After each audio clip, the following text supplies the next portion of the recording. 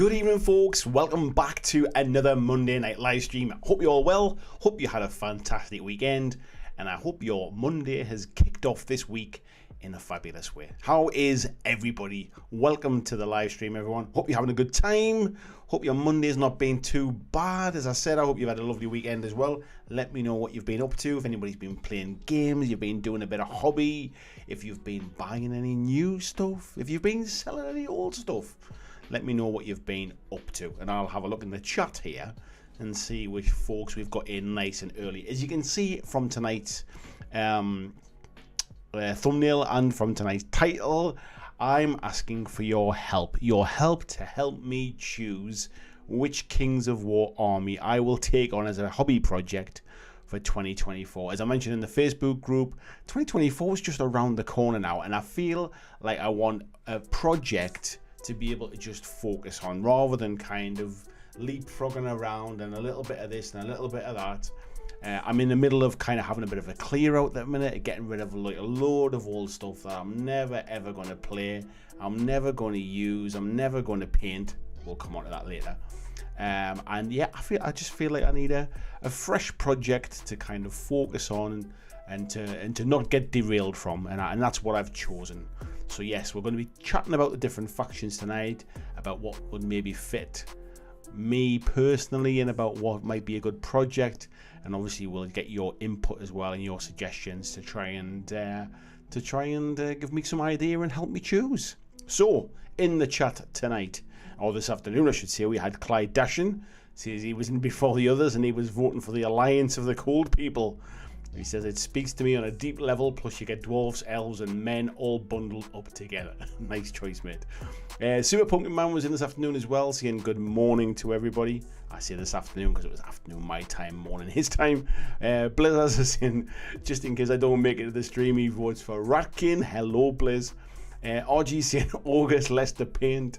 Peter Kuman, good evening to you, mate, as well. Nosef's in as well, saying good evening to all. Blair's saying he's catching a live stream tonight as there's no club. Welcome to the live stream, mate. I know you often do these on catch up, so welcome to it live and in the flesh. Blizzard is saying he's made it. Zingbo, good evening to you, buddy. Haxan, nice to see you in as well. Steve saying he's done with work just in time to catch the show. I hope work wasn't too difficult today, mate. I hope it was a nice chilled day. Colin Mack, good evening, fella. He's saying he spoke to some friends. We reckon a Twilight Kin or Ogres. Both good choices, mate. Big Dave, good evening to you, mate. How you doing? Major Tom, good evening, mate. Bobby Clark, hello, mate. Nice to see you in the chat as well. And also, thank you very much for joining the Patreon there. I just saw it flash up before the live stream started. Very much appreciated, buddy. Camo, good morning to you. Super Pumpkin Man saying he's decorating the house. I'm assuming you mean, I wonder whether you're decorating in terms of sort of just like painting and decorating, or whether you're decorating for Christmas and stuff. I don't know. Wayne Hayward, good evening to you, mate. Warren Jones, good evening as well. Hello, Yoakum. How are you doing, mate? Nice to see you in the chat. RG saying, I went Ogres largely because I'm a skirmish and rank and flank guy. Just a lower model count if you ignore the goblins that hang around. Yes. Colin saying he's been not well. He got his vaccines on Saturday and he's kicked his ass. Hope you're feeling better soon, mate. Ed saying he tried the Witcher board game on Saturday. Really impressed. I'm not familiar with the Witcher board game, mate. Was it? Is it based on the TV show? Is it based on the video games? Is it based on like the books and stuff? I'm not really sure, mate. I'm not familiar with it. Tony Howell, hello to you, fella. How are you doing? Andrew Cook, good morning from the future. Hello, future boy. How are you doing? Tizzy Brain Drain saying hey to everyone as well. RG says, can't use vaccines as an excuse. I'm struggling with man flu and may disappear back to bed. Terrible, mate, terrible. Peter Stockdale says, good evening as well. Camo says, did you check out the mini war game and Ravage Star game? I didn't, mate. I've not had a chance to check it out yet. Haxan saying, I finished painting Wrath of Ashardalon on Saturday and started painting Death Metal Master Chief. Is that or is that Death Metal Master Chef? That looks like for the November challenge. VJ, good morning, mate. How are you doing? He said he'd be popping in and out as he got a busy morning on tour. Joseph, nice to see you in as well, mate. How you doing, Joe? Luke Pryor, hello mate. Thank you very much for your message today in the Facebook group. It was very much appreciated, mate. And it's I never really know what to say when people say nice things. So thank you very much, mate. He says, hey everyone, painting the stuff for Encounter 3 of Oathsworn while listening. Need to get it done for game night on Wednesday. You will smash it, mate. You'll smash it. Peter saying, Wrath of Ashardlon's great minis. I love the game. Nice one, mate. Haxan saying, Ravaged Star has caused quite a bit of controversy due to Lazy Squire making the minis while dragging their feet with their own games that are years behind. Lavon, Rising and Stormsunder. I'm not really sort of up to speed on either what's it called, Ravaged Star, or the other stuff either, to be fair, mate. So I've probably missed out on a lot of the drama side of stuff there. Ed saying, I'm not big on the lore, but it's a great competitive adventure game focused on deck building to kill monsters. Well, that's certainly what The Witcher is, isn't it? So like monster hunting and stuff like that. But yeah, I'll have to kind of keep my eyes open, mate, for it and see what's on the cards with that one, so to speak. And John Shepherd just jumping in there as well, saying hi, people. Hello, John Shepherd. How are you doing? Spoony as well, saying evening. I've tried doing a Kings of War army and I struggle to get past a unit. That's something we'll be chatting about tonight as well, because I think building on the back of kind of the idea that this is a 2024 project, I'm not trying to like smash this out in like 2 weeks kind of thing. I'm not putting a time frame on it. I haven't sort of signed up to an event to try and give myself a target. It's more about having a hobby project and just having something to focus on, something to plug away at, something to kind of like just like, you know, just pick up and do a little bit at a time and unit by unit. And I'm not going to go out, I'm not going to go out and buy a full army and then have mountains of stuff to kind of build. You all know that building's the bit I enjoy the least, so I'll probably do it like in stages. I might just start with an ambush set and then kind of go from there and buy bits of units. And but yeah, I'm kind of sticking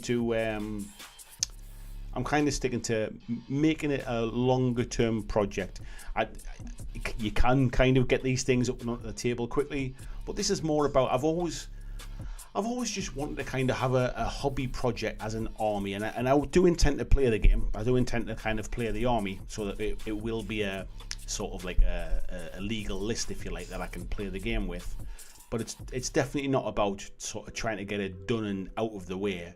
It's more about the spectacle of a big army on the table and how that looks kind of coming together, and the motivation from that kind of stuff. On Spoony saying, I think it was due to having the old Restic minis rather than plastics. I always find that funny, that whole Restic thing, because I don't know where the name Restic come from, because everybody's kind of called it Restic, which is like an amalgamation of resin and plastic. But Mantic never ever made like a resin plastic model. They've had the PVC models, which is what I think people call Restic these days. But they've never had this kind of like mythical, like sort of, it's not like the fine cast kind of thing. And I agree that they're not my favourite models. Like anything that's in that kind of board game PVC stuff isn't the greatest. They're still good models and there's still some pretty decent sculpts, but give me either resin or give me plastic over that PV stuff at any time. Yeah, Haxan saying, yeah, Death Metal Master Chef. It's food related. That explains it, then, mate. Mordecai, hello to you, mate. He's saying, looking forward to this topic, but it's hard to recommend the older factions with the old plastic kits unless you absolutely love their design and have a high tolerance for assembly. I don't think they're all as bad as that, mate. I think, like, for example, if you go back to the really early ones, if you go back to the undead, I think there's nothing wrong at all with the undead plastics. Even the dwarf stuff, I've built a dwarf army. I've got like a relatively, I would say I've probably got about 1,500 to 1,800 points of a dwarf army, and they were absolutely fine. I had no problems putting them together either. I quite enjoyed building the I always forget what it's called now. Is it not the Iron Ancestor? I forget what it is now. I'm gonna have a look on the Kings of War page and remember what it was called. It might be called Iron Ancestor.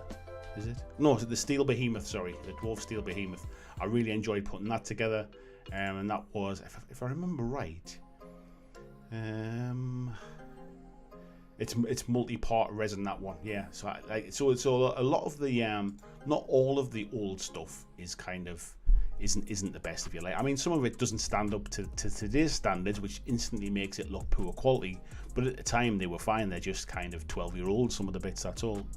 And so they have become a bit dated. That said, the quality of the new stuff is fantastic, and it kind of wouldn't really make sense to go back and do any of those older armies. Call Newbold, nice to see you in, mate. He said, I'm still working on the salamanders I started as part of your last slow grow, but as you said, it's a nice project. Yeah, there's nothing wrong with it. The slow grow stuff is really about motivating people to get started if they've been putting it off, if they've never had a reason to kind of take it up, if they think it's not manageable. It's about getting people kind of all started at the same time and having a bit of support and sort of building it as part of like a community type thing. And those things are really good to motivate some people. Not everybody's motivated that way, but some people are. But it doesn't mean that it has to be the be all and the end all kind of thing. It doesn't mean that it ends when the slow grow campaign ends. It doesn't mean you can't keep adding to it. It doesn't mean you have to paint it at the same speed as the slow grow. So yeah, it's nice to see you still working on that, mate. John Shepherd says, I probably may have a bash later. I'm busy concentrating on the figures I have at the moment. Historical skirmish. Nice, mate. Krabby, nice to see you, fella. How you doing? He says, evening, I've just started a hobby army. Well, 2 to be honest. Got about 4 units done in a month, so it's a bit of a slow grow. Nothing wrong with that, mate. Everybody paints at a different speed. Everybody's got a different standard. If you're just putting a basic kind of couple of colours on it and a wash over the top, you're going to be doing it quicker than somebody that's painting it, like trying to achieve their best standard, for example. So everybody paints at different rates, and as long as you're happy with the output, that's all that really matters, mate. Spoonie said, I think it was just the horrible plastic that required super glue. It wasn't like Dungeon Saga PVC. It was the first edition Dead Zone style.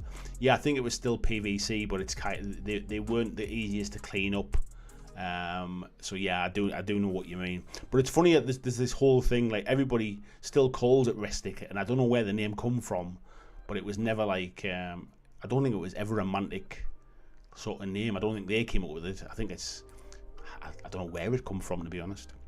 Krabby says, I still don't play, by the way. My hobby armies are built purely for aesthetics and the enjoyment of painting. There is nothing wrong with that, mate. I'll tell you now that this Kings of War army that I'm going to be working on will definitely see more shelf time than it ever will table time. But that's fine. Painting is part of the hobby. Painting is part of the enjoyment. And that's why I'm not putting a time frame on it. I'm just saying it's kind of next year's project. This year, I mean, we're already into kind of November. Before we know it, Christmas will be here and the end of the year. And this year is really just about deciding what I'm going to do. Maybe buying the first few units, maybe get some build, come up with a paint scheme and kind of like a theme for the army. Maybe read up a little bit on the lore and the background, try and get a bit of a list together, so at least I've got a plan of like where I'm going with the army. So that's kind of what I'll be doing over the next few weeks, I think. But yeah, there's nothing wrong with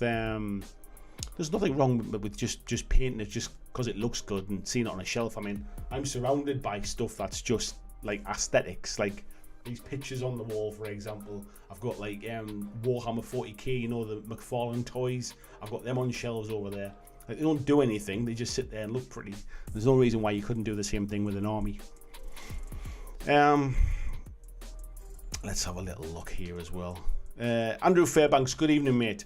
He says, dumb question, do the kits work with plastic glue or do I have to use super glue? I think it depends upon which kits you're talking about, mate.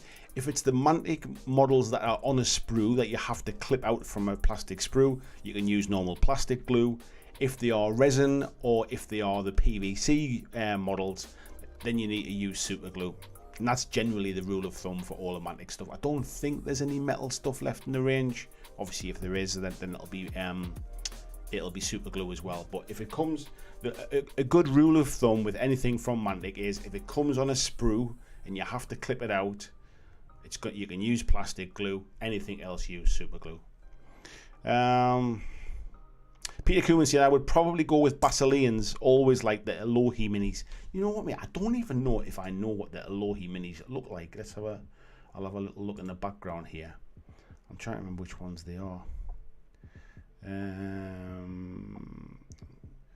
Scrolling down here. Oh, they're the ones with the wings under the kind of like knights with kind of angel wing type things. And now I know which ones they are. I've seen the models. I didn't realize that was the ones.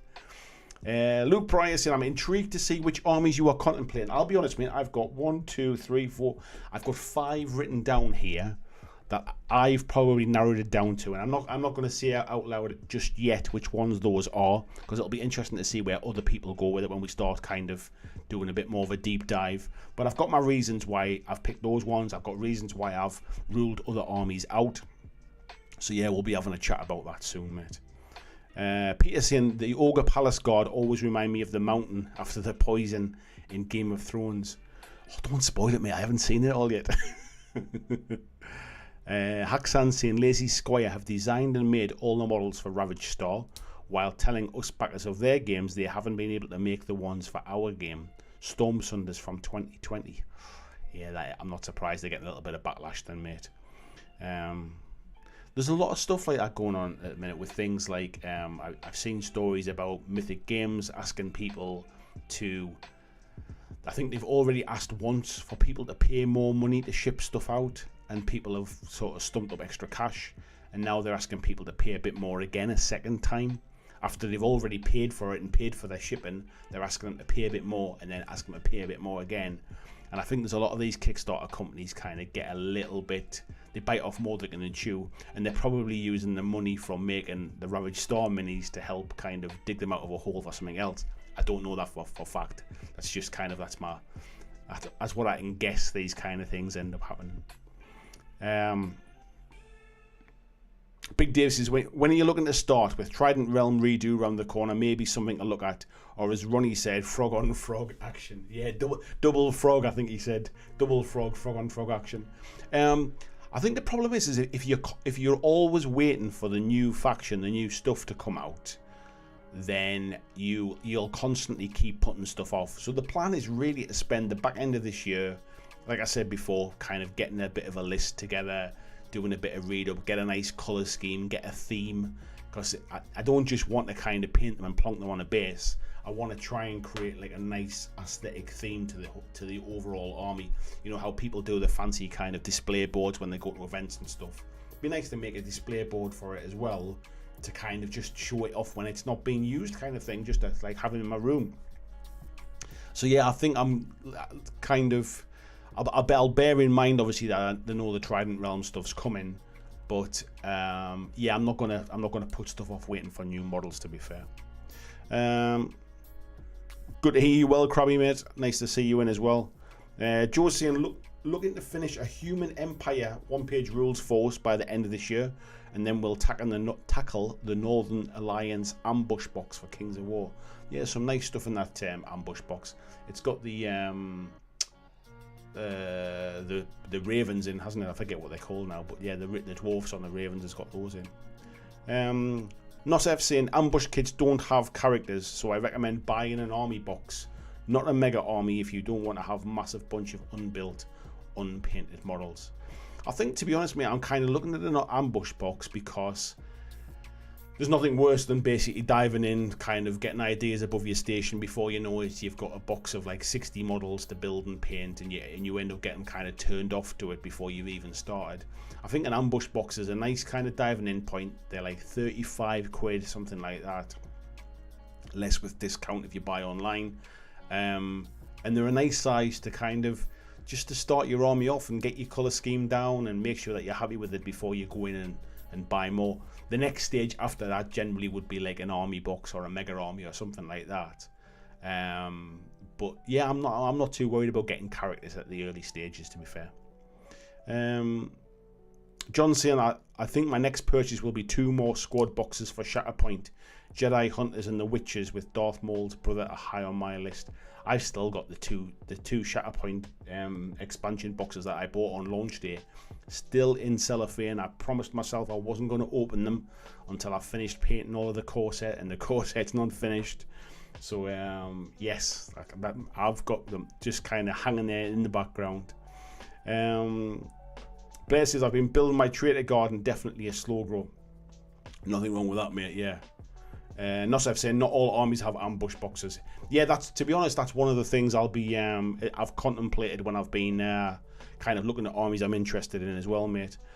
Because the armies that do have ambush boxes are generally the armies that have a much more sort of plastic, like plastic sprues in their range. Mantic have always said that until they've got like a minimum of like 2 different units of the army, or the main core units for the army are on plastic sprues, they won't have an ambush box. And obviously the newer armies all have that because they've all been resculpted or redone in plastics. So that's one of the considerations. So I would suggest that I would probably only be looking at armies that had ambush boxes for that reason, because the main bulk of the army is going to be made up of those units, and if they're not plastic, it instantly kind of makes me think, oh, I'm not so sure. Spoonie says, do you multi-base or movement tray? It'll be multi-base for me, mate. I'm not a huge fan of the movement trays, purely on the basis of trying to get the models to all rank up next to each other. I think sometimes isn't the easiest. That some of them are not like, especially if you look at things like Night Stalkers and stuff. Some of their ranks and their troops are all kind of spread out with arms and legs and big kind of claws and stuff, and they don't rank up the best. They look great on a movement, on a multi-base base. And I think you can give it a bit more of an organic feel. And I also like the idea of just being able to pick it up and move it around and not worry about things falling off a movement tray and stuff as well. Also, you can get away with putting a few less models on a base as well. Like, put some nice bits of scenery on it. I love doing all of my 3D printing for bits of terrain and stuff like that.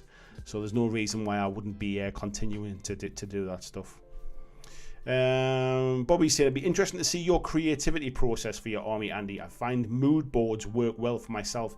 You know what, mate? I've never used a mood board for an army before, but I think for something like this, I might actually do just that, because, like I say, I think it's not even just about which army I choose. It's about what kind of theme I want to go with for the army, because,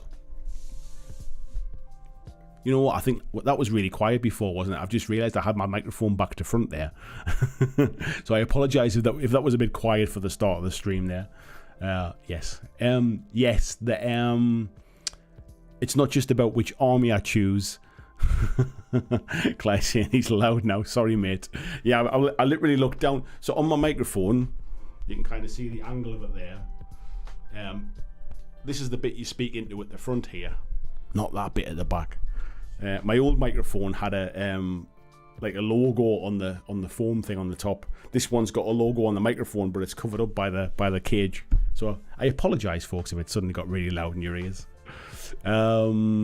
Yeah, it's not just about the army I'm going to choose. It's about the theme and everything else. So I'm taking that into account when I'm kind of choosing which army I want. And that's one of the reasons I've narrowed it down to probably about 5 armies.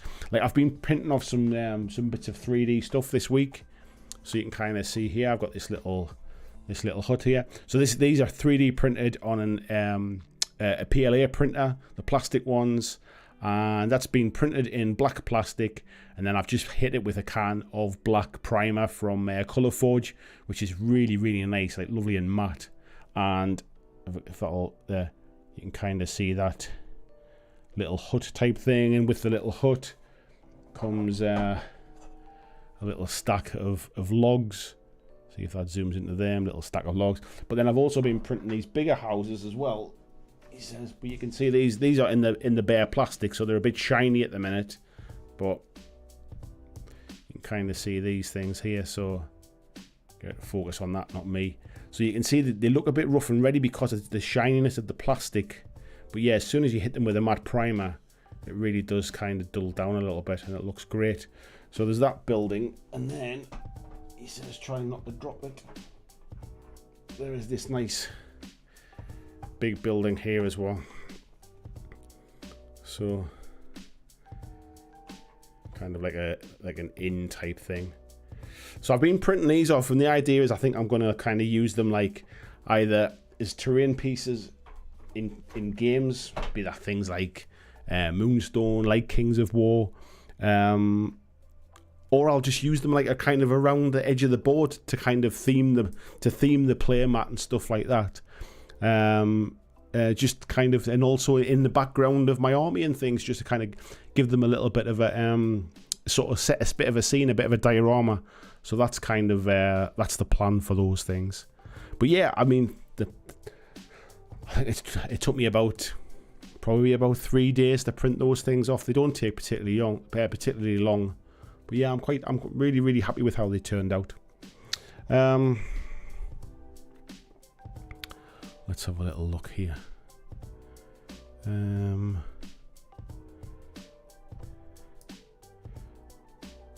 Luke was saying, I think the name of it just came as a nickname of having properties of plastic but not being able to glue with poly cement, so it felt like it was a bit of both worlds. Yeah, I think it's I think people think it was this kind of product though that Mantic used to make and they don't make anymore now. But I don't think that's the case. I think the PVC stuff is still the PVC stuff, if you like. It's probably just better quality PVC now.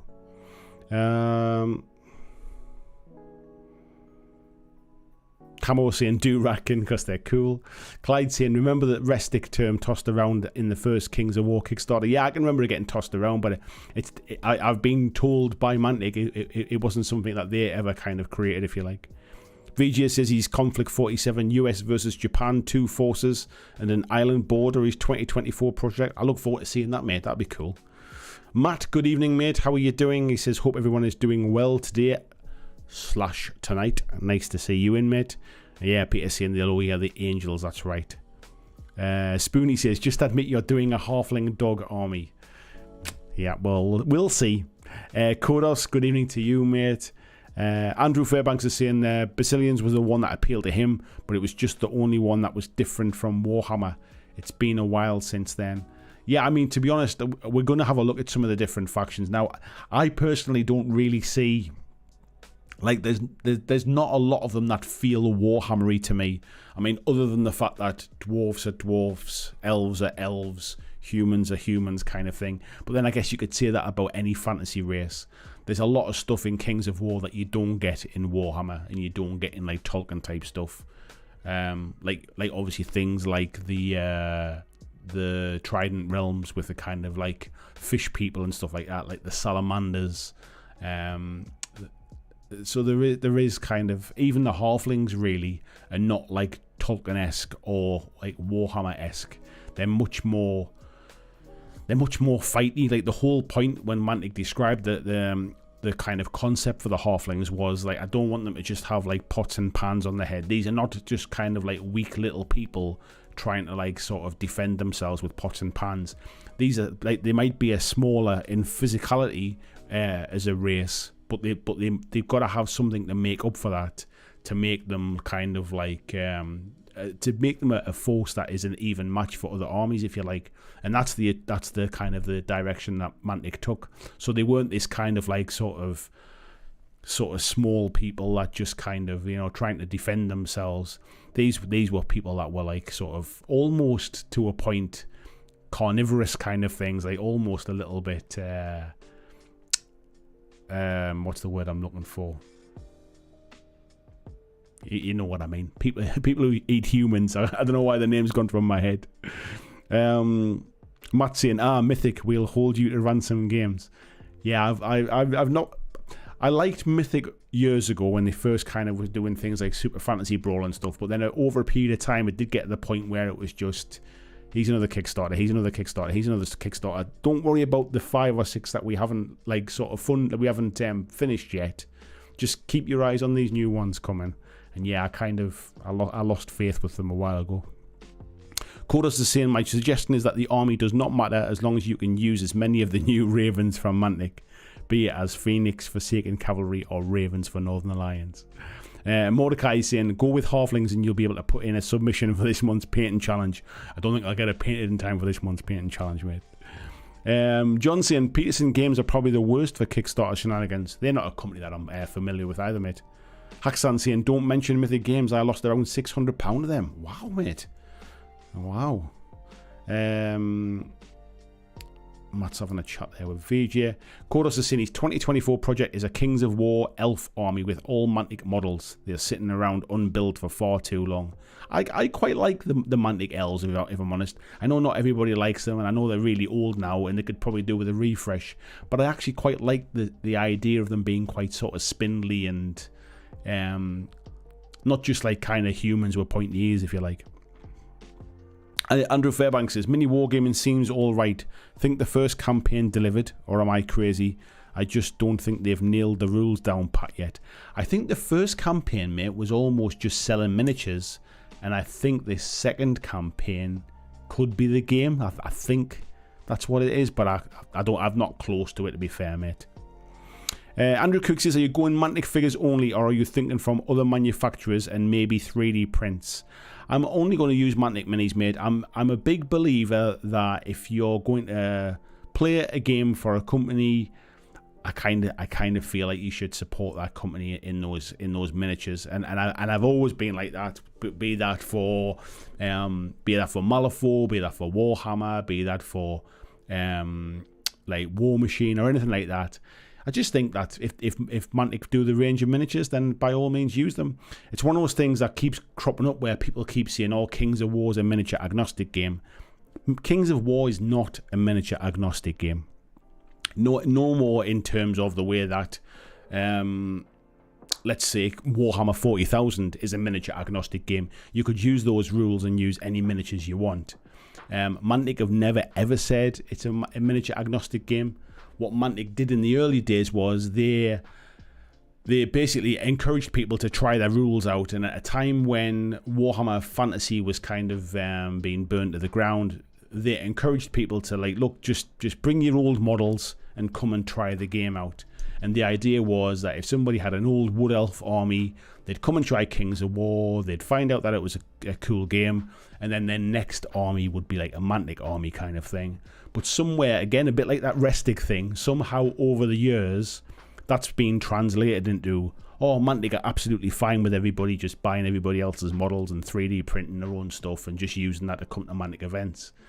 So Mantic have kind of been accommodating, but at the same time they kind of, they rely upon selling models. Business doesn't tick over by selling books kind of thing. They make money from selling models. So personally, I always, and this is not just a Mantic thing, I always just, if the company makes models for the game and I want to play that game, I'll probably buy their models kind of thing. So yeah, I will be buying Mantic models made for this.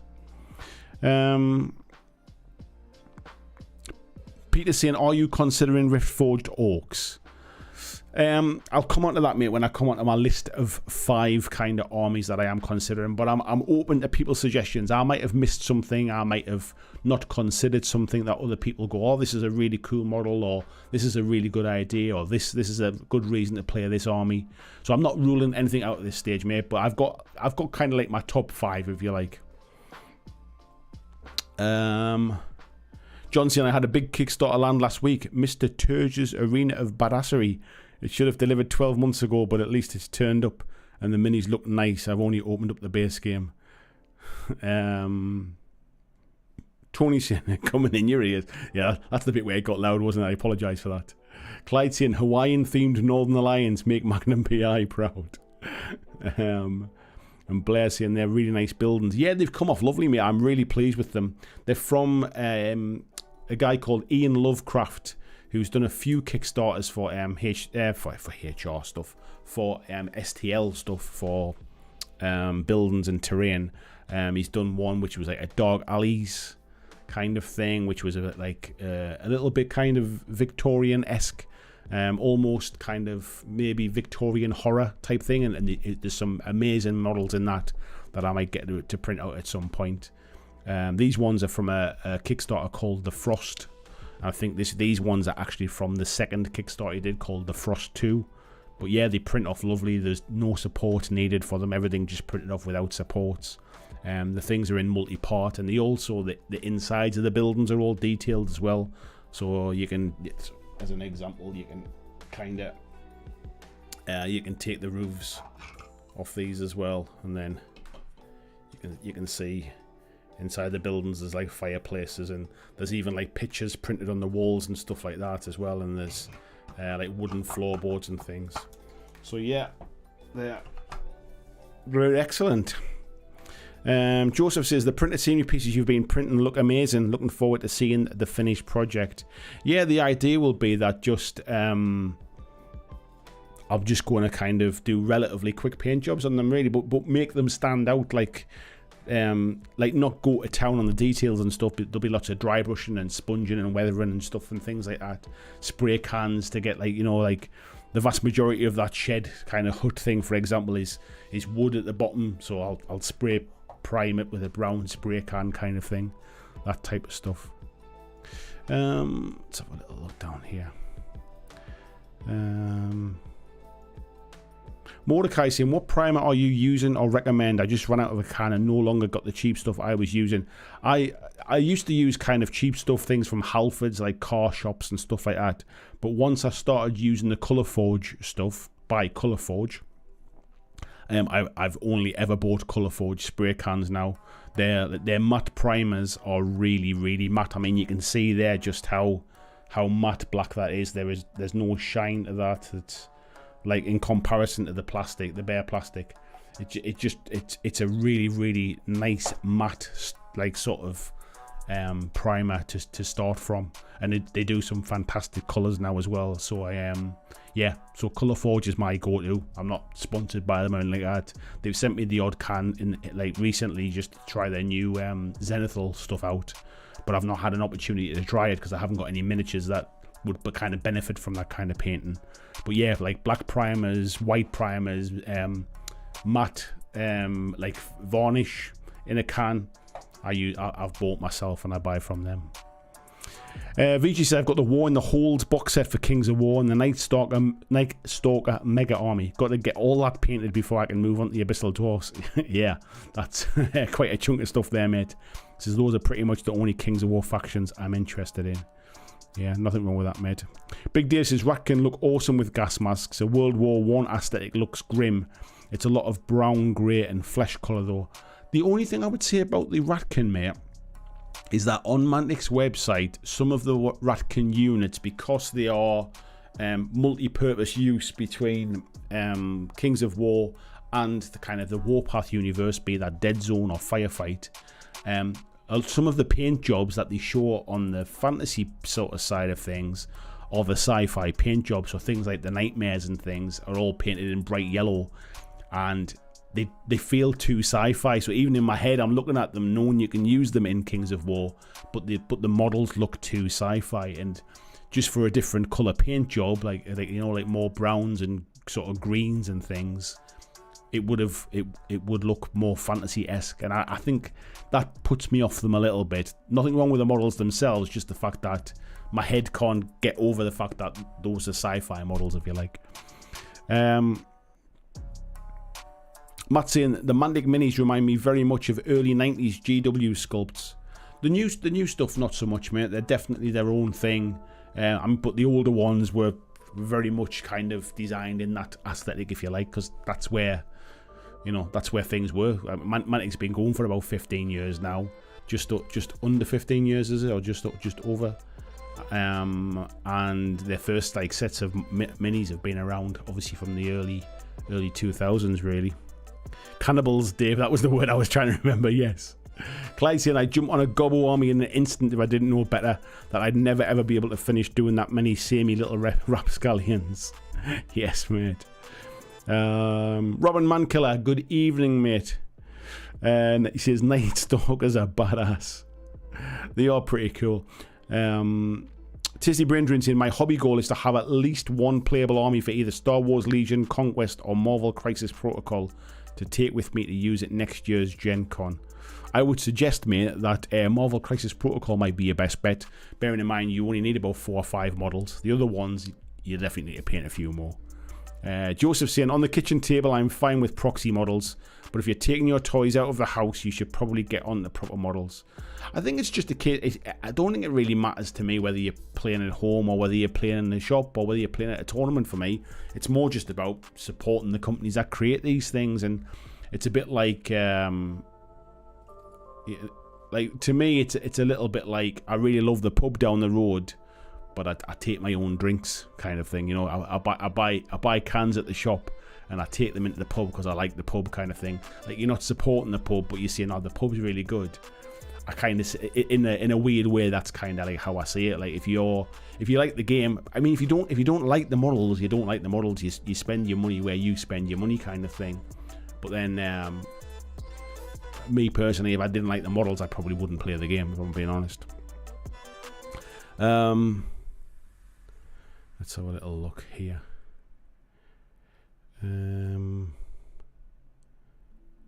Peter Stockdale saying, no worries, just wondering, I'm a fan of the Rift-Forged Orc models. Yeah, some of the Rift-Forged Orc models are very, very nice, mate, yeah, to be fair. John says, I used to play Warhammer Fantasy years ago with my mates. I used to play Empire of Bretonia, but I used 28mm historical minis for them as I already had War of the Roses for Empire and 100 Years War. Yeah. VG said, I believe Warlord recently bought the Conflict 47 IP in-house, so I'm expecting a new edition might be coming soon as the rules are based on Bolt Action First Edition. They did buy it, mate. They did buy it back and brought it in-house. And I believe when I was speaking to the original creators, there was some kind of thing with... when Bolt Action went to a second edition, I could be remembering this wrong, but I'm pretty sure that Warlord either stopped or didn't want the creators of Conflict to use the new rules. So it might be that at some point they do get an update. But yeah, I'm not sure. It feels like it's on their kind of pile of things to maybe do at some point in the future. Jez Hunt says, oi party people, hello Jez, how you doing? Nos FC, my recommendations: Goblins if you want lots of machines, Orcs if you want heavy chargers, and Rift-Forged Orcs if you want heavy hitters. Yeah. Roman Mankiller says, I have Lovecraft Vikings, Asian Pirates versus Cthulhu Desert Set, and Frost 1. Good stuff. Yeah. The Frost 1 stuff, it's beautiful, mate. The bridges and things, I would love to print one of the big bridges off.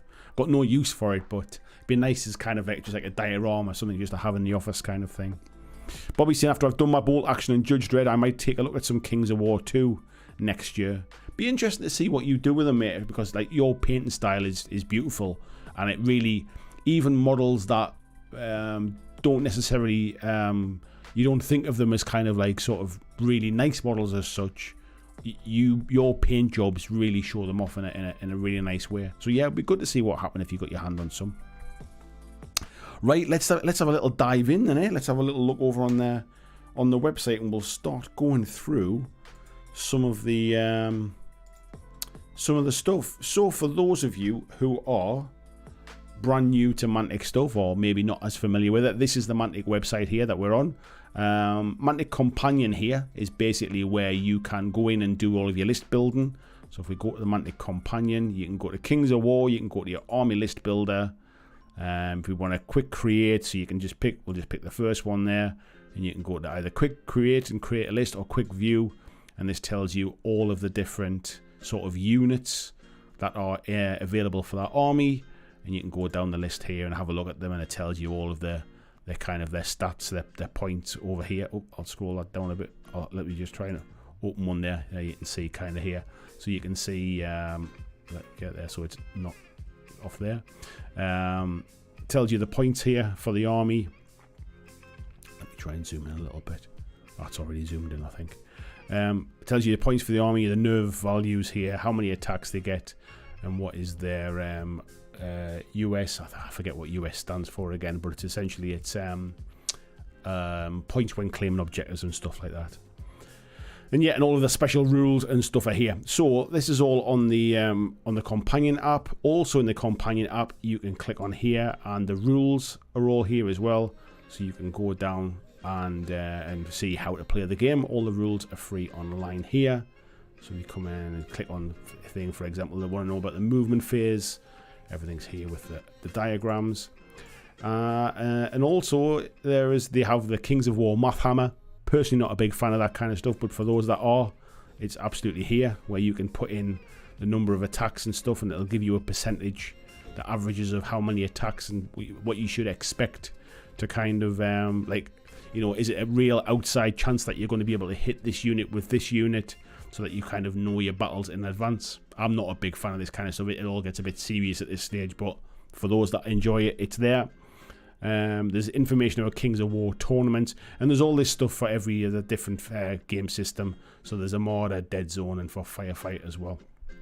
Anyway, that's there if you want to have a look at it. And what I was kind of doing was I was looking at the armies that I was kind of like looking at, and then seeing which units were there, and then basically I was then going across and kind of looking to see what the units were like. So what you've also got on the Mantic website, again along the top here, if we go to Kings of War, you can go to here where you've got all the factions, and these are all the factions that Mantic do their models for. So you've got Abyssal Dwarfs, Basileans, Dwarfs, Elves, Empire of Dust, Forces of Nature, Forces of the Abyss, Goblins, Halflings, Night Stalkers, Northern Alliance, Ogres, Orcs, Ratkin, Riftforged Orcs, Salamanders, Trident Realm of Neritica, Twilight Kin, and the Undead. So these are all the different factions I'm kind of choosing from. Anything that's not on this list is kind of like an old school list that was almost just created to allow Warhammer Fantasy kind of refugees to come across with their old armies and use them. Mantic may make models in the future for them, but these are the ones that they're focused on. These are the ones that they are Panathorizing, if you like. Panathor being the world that Kings of War is set in. So yeah, just as an example, let's pick Twilight Kin because they're the newest army with the newest models. And the armies are broken down so you can get these ambush starter sets, which is a bit of a taster kind of box to kind of get you started. And these are priced £35 in the UK. And if you click on that, you can kind of see. So this is what you get inside the box. You get those 3 units, which is quite a lot of models for 35 quid, to be fair. And there's some better pictures there where you can zoom in. Where you can kind of click on them in a video. I just wish you could kind of zoom into these pictures rather than just click on them. It would be nice to get in a little bit closer on some of these. But yeah, these are the units that you have the choice from if you buy that ambush set. And then generally what Mantic do is they do an ambush starter set. They then do an army set, which are about something like £75–80. And there's a bit more in this one. So you get a few more units. You get the hero model there as well, kind of like a leader model, if you like. And you also get there's some Twilight Kin information and stuff in there as well. And then if that's not enough models for you, you can then go to things like the Mega Army Bundles, which again are about £120. And you get a lot more stuff inside there, more units, different units. But of course, like any of these kind of bigger army games, you can just go in and just buy the different kind of units that you want as well. There's things like the 2-player starter set. So the latest 2-player starter set has Twilight Kin and Abyssal Dwarfs in it. So if you've got a friend who maybe is interested in Abyssal Dwarfs, that might not be a bad start. If you've got big pockets and you just want to click and get all of the new stuff, you can do these kind of one-click ultimate bundles that are a little bit discounted and get some extra bonus models in. So these are all the new units that have just been released for Twilight Kin. And then again, as I said before, you can kind of go through and just choose the units that you like the look of. And there's some really cool models in this range, and some of them do cross over between armies. So for example, the Mind Screech and the Butcher Flesh Ripper are both Night Stalker models and Twilight Kin models, because one of the things with Twilight Kin are kind of like the evil dark elves is they do basically open up these voids and unleash Night Stalkers coming through them kind of from the nightmares. So there's a good mix of bits and pieces in the Twilight Kin army as well.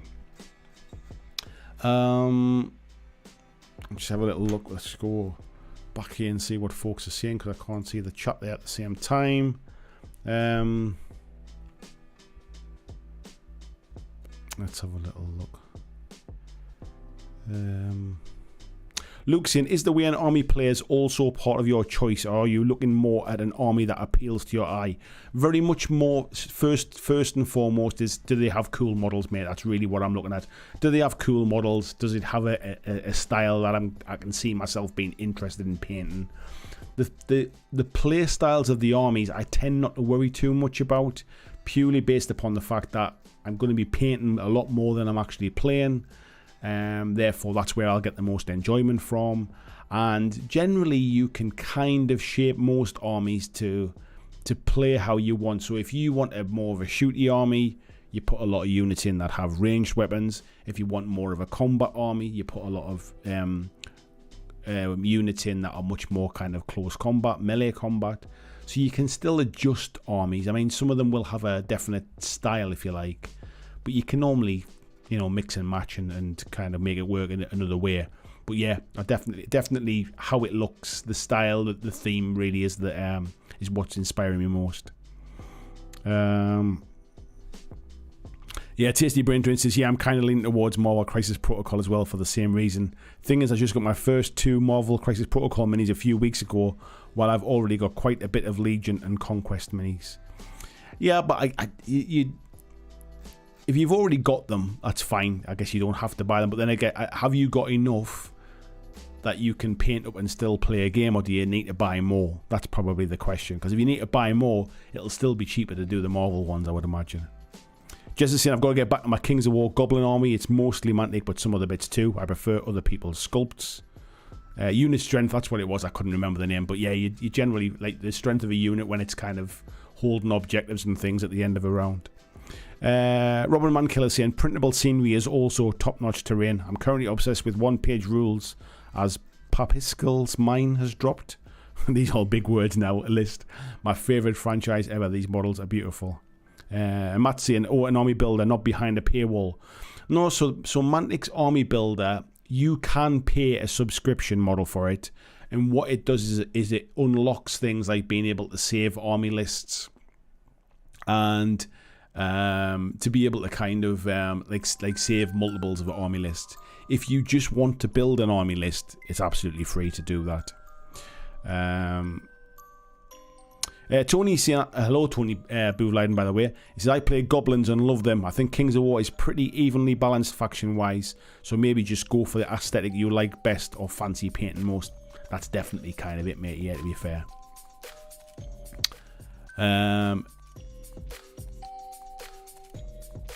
Yeah, Jez is saying £27 elsewhere. That's for the ambush sets, isn't it? That's right, mate, yeah. And Peter saying, I see Mantic also produced tactical rocks. I think every company produces tactical rocks, mate. And John saying, actually, I don't think it's not necessarily tactical rocks. Sometimes a lot of them are sculpted, like sort of like as part of the paint job as well, to be fair. John saying, I think Forces of the Abyss was the one that he liked. Joseph saying, I do like Twilight Kin Impalers. Might need to grab those or the ambush set in the near future. And Jessica saying, I really like Mantic's approach to a lot of stuff. They're good people.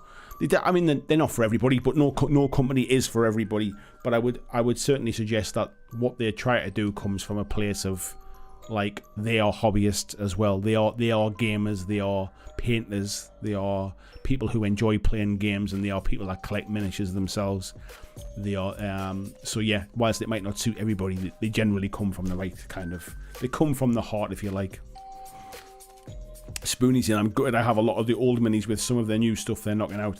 I guess that's the thing, isn't it, mate? For most things, to be fair, there's always going to be something new comes. So yeah, so these are the list of all the different factions, and there's a few that I've kind of ruled out. So I have ruled out the Abyssal Dwarfs, just purely because they're not really kind of like my style. I don't really think they fit with the aesthetic that I want to paint. I've ruled out the Basileans because I think that they're probably ready, the Basileans, for a resculpt, and I'd hate to get started on these and then basically in a year or so they get some new models, and I think Ronnie kind of alluded to that when I was chatting to him as part of the Mantic open day interviews. I think it's something he wants to kind of revisit in the future. I've ruled out dwarfs at this stage because I already have a dwarf army. I'm kind of, like I say, I've got about 1,500, 1,600 points of dwarfs, and I've still got a few spare models kind of left to finish paint that off and get up to 2,000. So yeah, so I'm not gonna sort of paint a dwarf army at this stage. Elves, again, I'm kind of ruling those ones out purely because of the age of the models, and whilst I do like them, there are other ones that I like more, to be fair. I'm also kind of ruling out Forces of Nature and Forces of the Abyss. Again, just probably, the Forces of the Abyss, I don't feel there's much I can do with them that will look ultimately very different to how they look here. So, you know, when you're painting like sort of little, you know, like succubi, and you're painting gargoyles, and you're painting sort of like lower abyssals, which are essentially kind of like little devil type things, I don't really feel there's much more you can do but paint them red. There's some really cool models.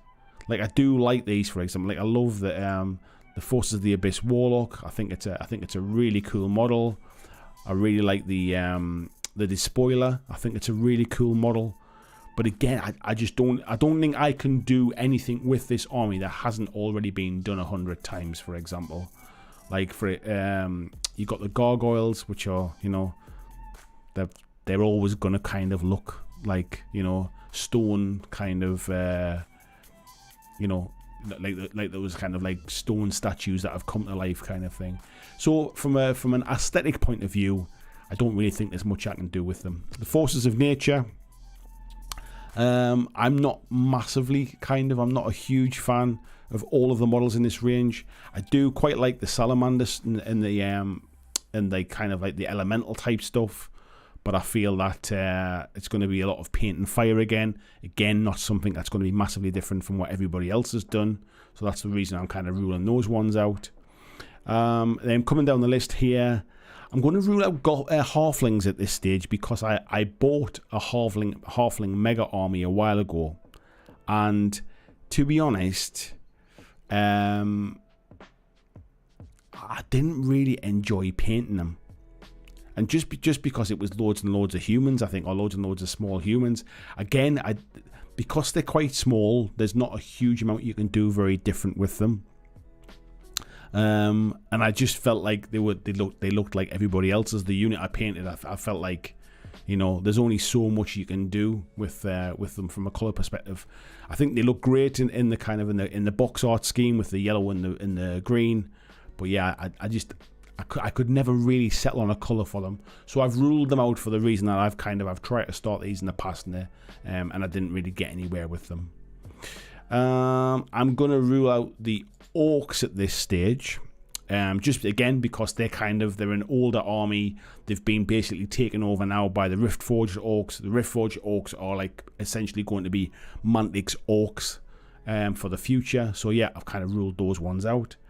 I haven't put Ratkin in my list of things that I'm considering, and again, it was what I said before about some of the photographs on the website are these models that are in both the sci-fi universe and they are in the fantasy universe as well. But the photographs of them are of the same ones that's in the sci-fi world. So this really bright yellow here, I can't get over in my head that these look really sci-fi, and I wish I could see these in a different color scheme to kind of to help me decide. I didn't think that would be the barrier, but things like the tunnel runners, I think they look great, but that bright yellow just screams sci-fi at me. I can't unsee it, so it's quite hard to be like as an example. Like, that looks really kind of fantasy, you know, it's dark, it's grimy, it's dirty, it's browns, it's greens, it feels kind of earthy and fantasy. But then as soon as you kind of look at, have we got anything else? Like, for example, you look at that straight away, the bright yellow, it looks sci-fi, and I can't get my head around it. Now, there are some pictures further back. I think if you look, for example, for the Ratkin army here, you can see that model there that's been painted in a different color scheme, and you start to think, oh yeah, well actually it does translate across. It's the same in here as well. Like, you know, you've got the tunnel runners here on a slightly duller color that don't look as bad. You've got the are they the nightmares? I think they are as well. You've got those where they're like sort of more of a fantasy color, but the problem is you can't zoom into that picture. I can't get in close to have a look at it. So I kind of hadn't put it on my list, but it hasn't been completely ruled out, shall we say. Where else are we here? Let's have a look at the factions. So yeah, that was Ratkin, Ripforged Orcs. I don't really fancy doing orcs, if I'm perfectly honest. That's the only reason. Salamanders, I like the models, but I again, I think it's just painting like a lot of fire isn't really my kind of thing. Trident Realms are getting some new models, so I'm probably not going to start that, purely based upon that reason. And then Undead, I actually quite like the Undead. I think the zombies and the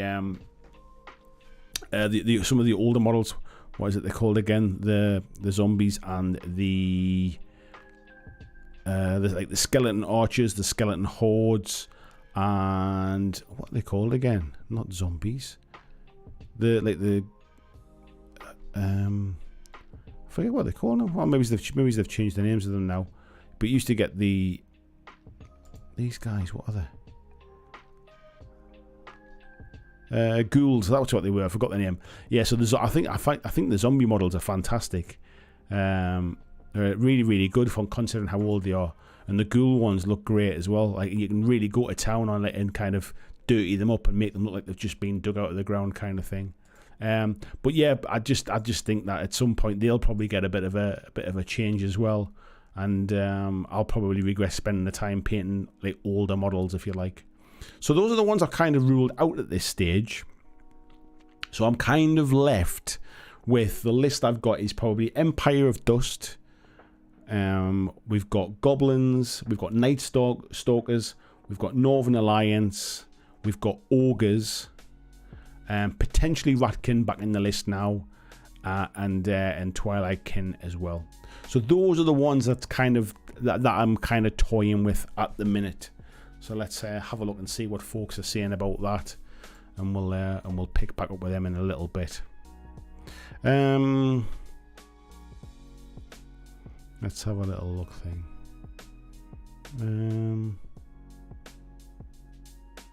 Robin says, I have a friend that may be an abyssal dwarf. Does that count? Spoonie saying, even forces of nature got superseded with Trident Realms and Salamanders. Yeah, they kind of split them off, didn't they? In the same way that Halflings kind of split out of the Leagues of Rhodia stuff as well. Jess is saying Northern Alliance is cool. Yeah, I quite like the Northern Alliance stuff, and they've just had some new stuff as well, which obviously is a bonus as well. Tasty Brain Drain saying, actually I still have to buy some more for both Legion and Conquest. So yeah, Marvel Crisis Protocol probably is the best bet. Yeah. John saying, I think the Abyssal ones are old as well. I think they have had some newer ones, but some of them are still quite old.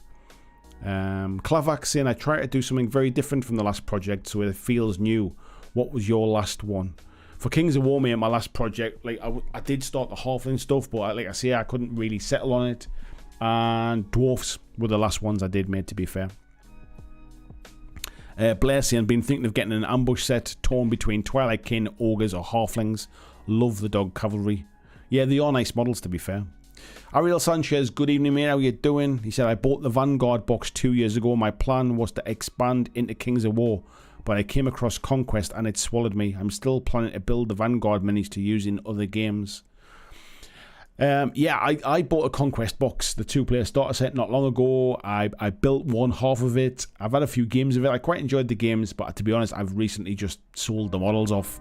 I realised I'm not going to, like, it's not a game I'm going to end up getting sucked into. I find them quite expensive.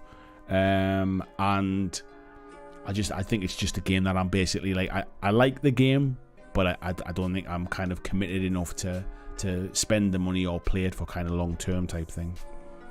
Matt saying poor ratties.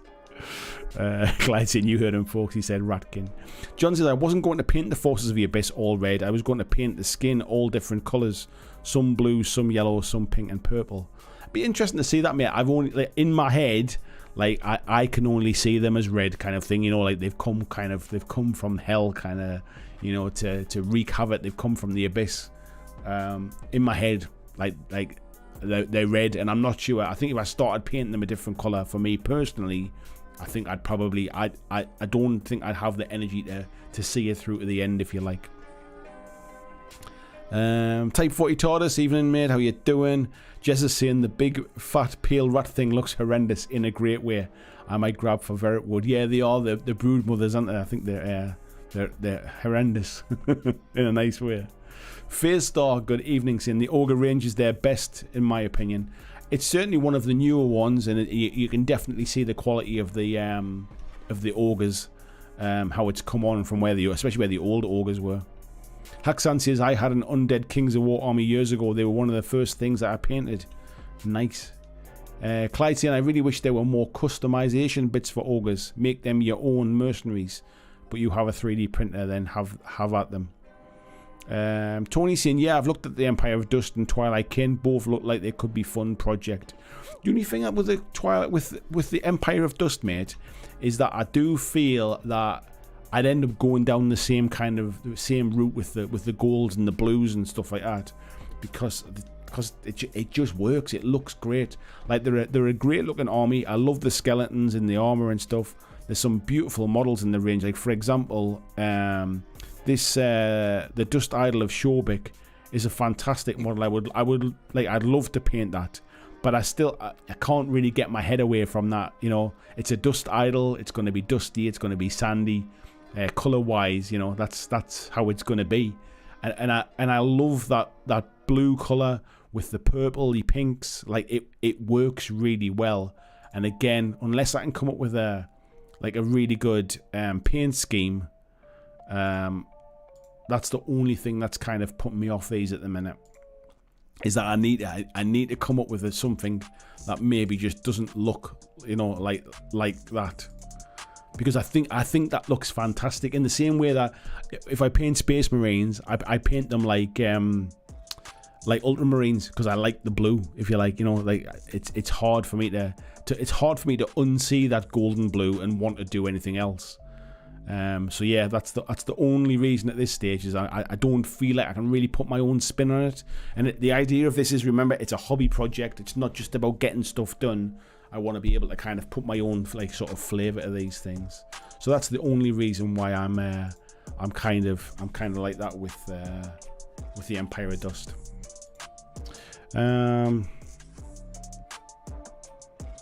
Spoonie saying, Night Stalkers have always looked good. Empire of Dust could be a good one too. I do like the Empire of Dust models, mate. I must be honest.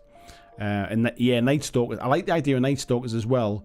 And especially with Night Stalkers coming to Firefight and Dead Zone, I've kind of got this idea in my head of putting them on round bases and then making the movement trays, if you like, making the bases like slot in the round kind of bases into that unit. So that's where I've been I've been toying with the idea, but I don't know enough about what size bases they're going to come on and all that kind of stuff just yet.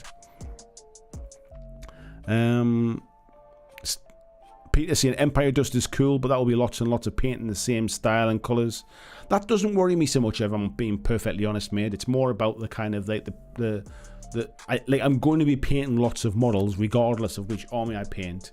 And as long as it's just over a period of time, the idea of painting them the kind of similar colours doesn't really put me off too much. Luke saying you've narrowed it down basically the same as me. Night Stalkers and Ogres appeal most to me. Yeah, the Ogres, for example, let's have a little look at those.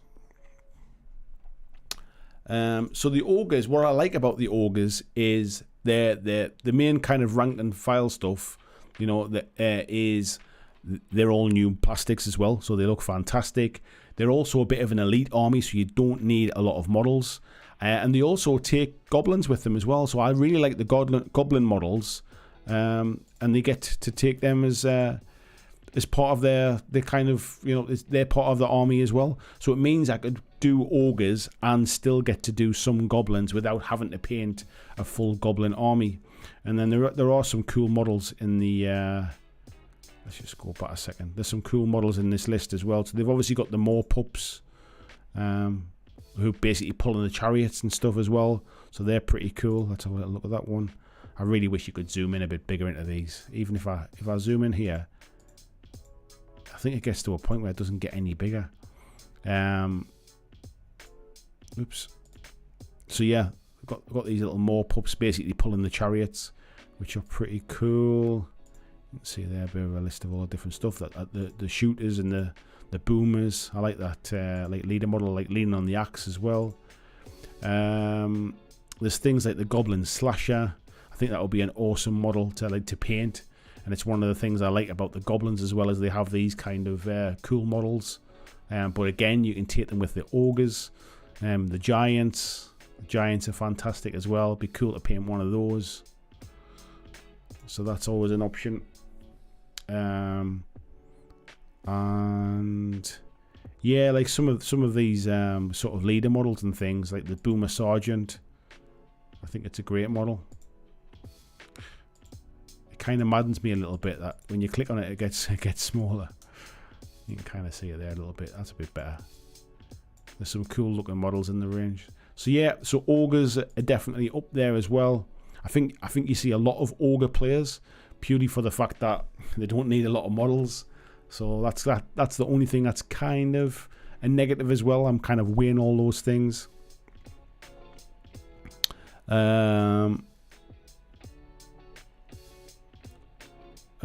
VJ says, sorry, I'm dropping in and out. Was there a reason for no abyssal dwarfs? Yeah, that's just not my kind of style, mate. I'm not really keen on the kind of the dwarfs with the big gold kind of sort of hats and stuff on it. It's not really my kind of theme. Mordecai saying, the new ogre sculpts are great, and being bigger models, painting them will be easier on your older eyes. Yes, I'm not so bad with my glasses on now, to be fair. VG saying he's biased, but from the list I mentioned, it would take either Gobos or Ratkin. Yeah, I mean the goblins as well. Let's go and have a look at the goblins. The goblins, I really do like the goblins as well. And after I read, here we go. After I read Rob Berman's Ascent of the Goblin King, it really kind of made me want to paint a goblin army as well. So I must admit, like these are high on my list at the minute. I know I'll have to paint a lot. I know they're small. I know they're ultimately green kind of thing. Although there's nothing stopping me painting goblins different colours. But I do just there's a lot of character. I know when I went to see Jez Hunt, who's in the chat tonight, and he'd painted at one of the these ambush sets. And it was the first time I think I'd really seen the goblins like sort of up close in the flesh, and he did such a good job of them. It was like, yeah, I could do some of those kind of things. Yeah, I think they've got bags of character for little models. You know, the little sneaky grins on their faces, the kind of squinty eyes. I think they're cool models. There's some nice sort of additions to this, and because they're not all just kind of just, you know, it's not just ranks and ranks and ranks of those. They've got some really cool stuff. They've got the chariots with the mincers and stuff like that. They've got the slasher that I was talking about before. They've got the wingets, which is like the flying goblins, which I think are cool as well. Some nice stuff to paint.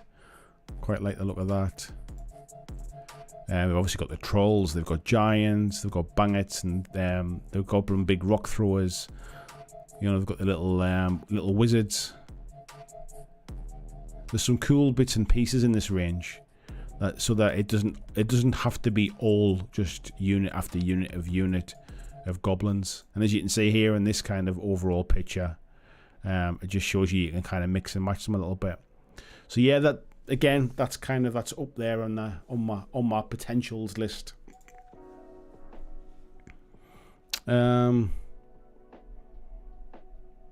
You said if you get the War in the Holds box, you can get a start on both. Yeah, the last thing I need is to be starting on 2 armies, mate. I think that's the problem. That's probably the reason why I wouldn't buy a 2-player starter set. Is even though they're a good value, I don't want to get distracted and have 2 armies to be going at as well, to be fair. Just saying, his family were killed by them and he swore grim vengeance. Andrew Fairbanks says, how good / bad are Kings of War armies siloed? Are there definite themes, tree faction in the Wood Elf army, or definite playstyles, Tyranids playing big stompy monsters, endless swarms? I mean, there's playstyles in terms of like ogres are an elite army, low model count. Ratkin and goblins are more of a horde army, and they're cheap units, so you take lots of them. So there is some kind of like there's stuff there, like there's themes there and things, but you can, like, you know, you can kind of craft them. There's an element of flexibility to allow you to do that kind of stuff. And there's themes like you're saying about like a tree faction in Wood Elves. Yeah, like there's a Forces of Nature army. So if we let's go back again. So for example, if you go to Forces of Nature, you know, you have things in Forces of Nature which are like earth elementals. You've got Phoenix, you've got fire elementals, you know, you've got water elementals, you've got the salamanders, you've got the trident realms, like the naiads, which are kind of like the water people. You know, you've got the trident realms, worm riders, you've got air elementals. So you've then once you get into nature as well, you've obviously got like centaurs and things. So there's definite, like, you know, they're like the nature forest shamblers. So there's definitely like themes, tree people. There's definitely themes that come with the armies. Like the Night Stalkers are like things of nightmares. The Twilight Kin are that evil elves. So yeah, there's plenty of theme and style to each of the armies. Spoonie saying all this talk of the new ogres. Guess who's got a load of the old ones? Matt says, I'm pretty sure the Broodmothers are a reference to Domain by James Herbert. I've not read that, mate. I'm familiar with James Herbert's work with the rats and stuff like that, but I must admit I've not read that. Jess Hunt saying those Egyptian skellies would look great with verdigris weapons and dirty linen colours, covered in dried and crusted blood. Yeah, I think you could probably dirty them up rather than them looking like brand new, sort of out of the box, if you like. Luke saying the Night Stalker crossover is exactly the reason they will really appeal to me. Yeah, I kind of like, Random Task is saying like a diorama. Yeah, I was kind of thinking, you know, I could just have them on the round bases, where the round bases almost kind of like sort of fit into the square bases for the unit tray, and try and do it that way and try and get double use out of them, magnetize them so they don't get knocked around and they don't fall out and things. But that might be something that I have to put on the back burner and maybe do as a second army down the line, because there's not enough information just yet about Night Stalkers and about how they're going to fit into the sci-fi world, what size bases they're going to be on, all that kind of stuff. So yeah, I like the idea, and if I had more information, potentially that would be my project. But yeah, I think I don't know enough at the moment. Tony saying, yeah, being aesthetically locked in with an army is a good reason not to take it if you can't shake that lock. Yeah, I think it's just like it's like I say, with seeing those like the sci-fi models for the Ratkin, it's really hard for me to kind of see like sort of see them fantasy-esque. John Essel, good evening, mate. He's saying, have we persuaded Andy all the cool kids are playing Empire of Dust nowadays? Haxan says, Empire of Dust are my favourite so far. I'm a sucker for Skeleton Warriors, which I put down to watching Jason and the Argonauts, about 30 times, and I love the Egyptian theme as well. Yeah, I mean, let's go back again and have another look at them, because they're definitely up there on my list. I really do like the look of them. I think if I can come up with a different colour scheme, I quite like the idea of these as an army, just because I think the models are nice. I think the range is nice.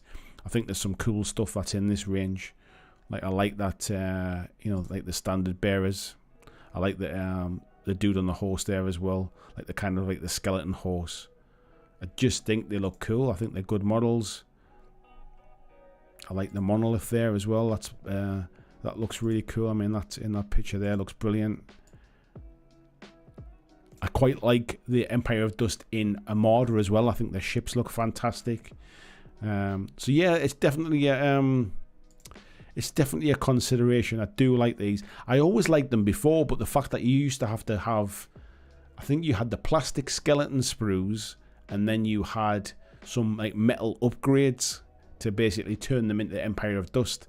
They weren't the best back then, but since they've had the new models, they look really good.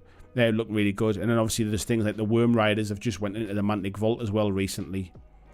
So yeah, as they're saying here, LCL's available. If you go to the vault, you can see them here in the Mantic Vault with the Worm Riders. So you can, if you subscribe to the, have we got them? That's up there. If you subscribe to the vault, you get these as STLs, and then obviously you could print as many of these as I wanted to, which is quite cool for that kind of stuff. So yeah, there's a number of good things to like about it. There is. I just need to somehow try and get away from that stereotypical kind of blue and gold. If I can come up with a really cool sort of theme or paint scheme, Because they're called Empire of Dust. Like would they work in like a snow theme, for example? Like if they were more wintry, would they work just to make them a bit different? You know, like because I'm assuming they like, you know, if they come to fight and they're coming to fight Northern Alliance, for example, they're going to end up in the cold north. So at some point they would have like snow bases and stuff. So yeah.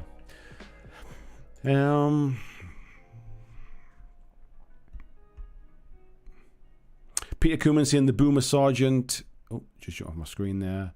The Boomer Sergeant, it was.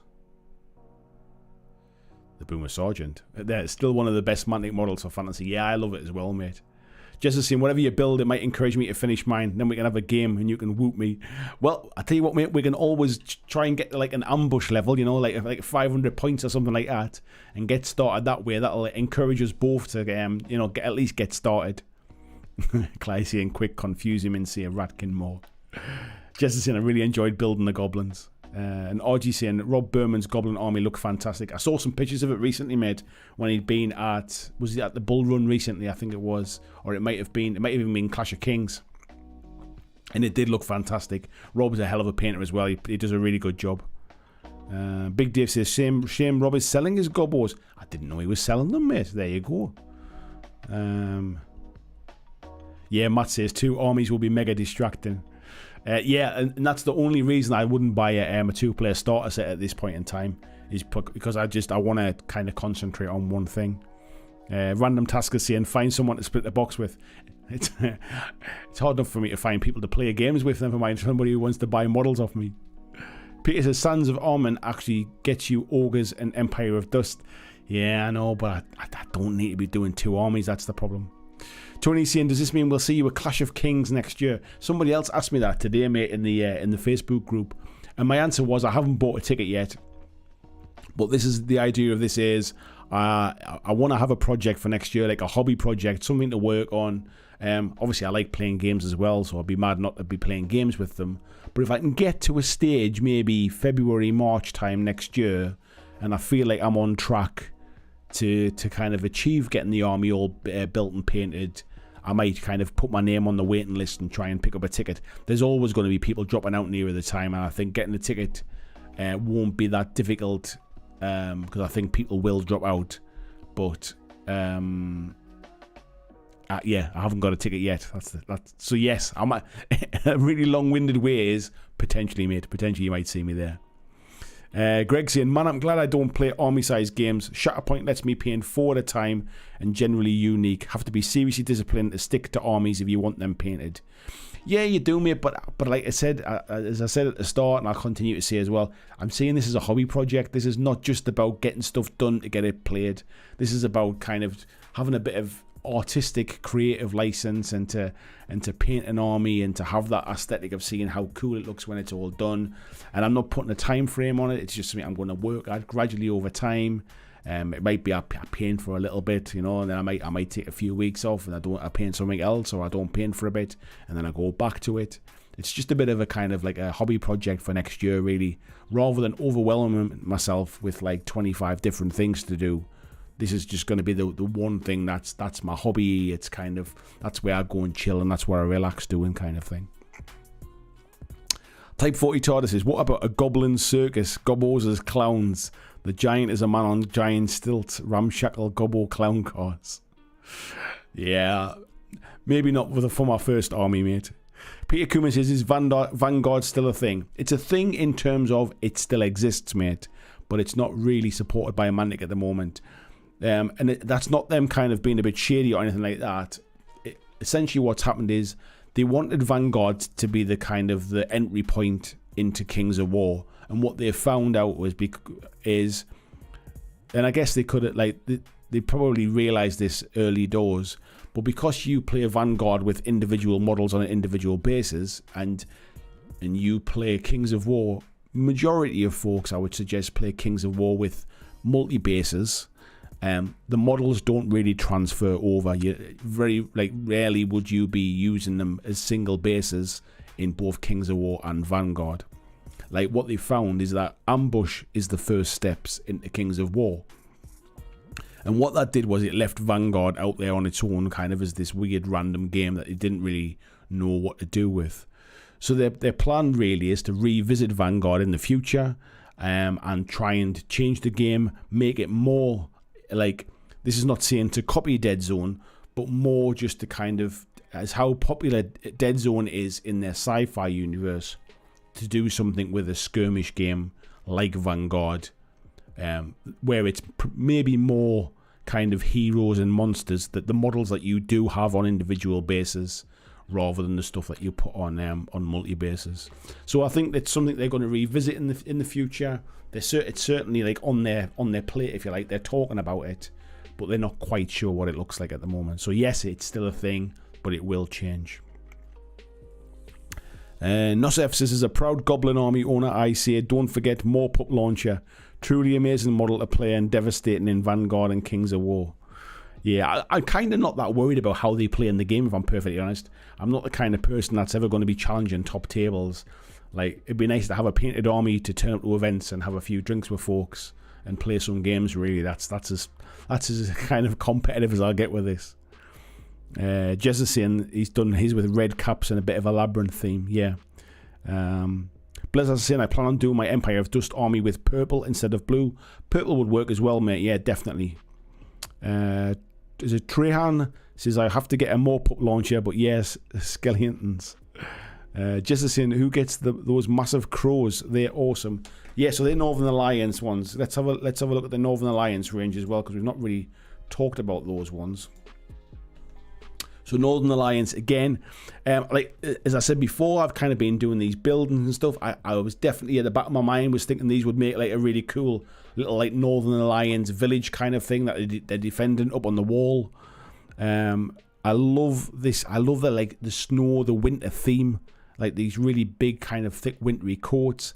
I think it would be relatively kind of straightforward paint jobs on them as well. I wouldn't have to kind of overthink them too much. It's not like they're all going to be wearing like orange parkas or anything like that.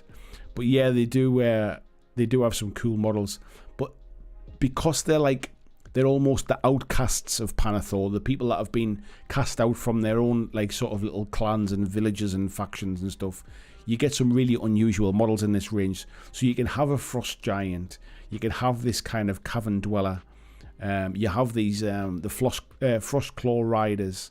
You've got the Frost Fang Cavalry. I can put my teeth in.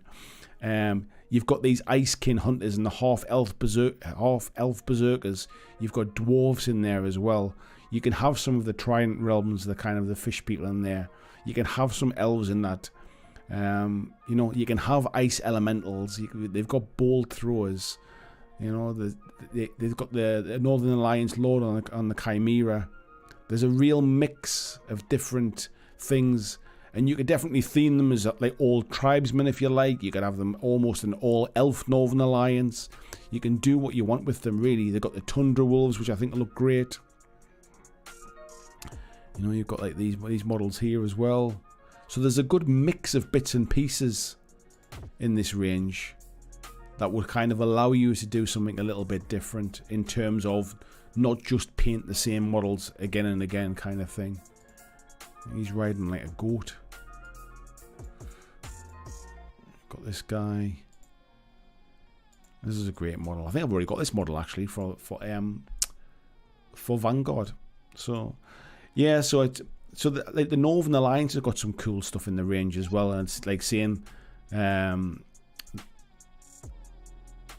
basically Northern Alliance of men, elves, and other creatures have been sighted in growing numbers. So you could definitely, you can put some dwarfs in there. I like the dwarf models. I could put some of the dwarfs in there. I quite like the elves. We could put some elves in there. So that could be a nice kind of option to do something a little bit different. These are the new ones that came out recently. That you can either build them as Icekin Hunters or half elf Berserkers. These are the ones that come in the ambush box. So the ambush box again just has the two they're called Stormfangs again. I forget their names now. They're the Ravens. Frost Claws, that's it. I forgot their names. Yeah, the Frost Claws. Well, they've got those new elves in there as well. So yeah, so there's a real nice mix of stuff in the Northern Alliance stuff as well.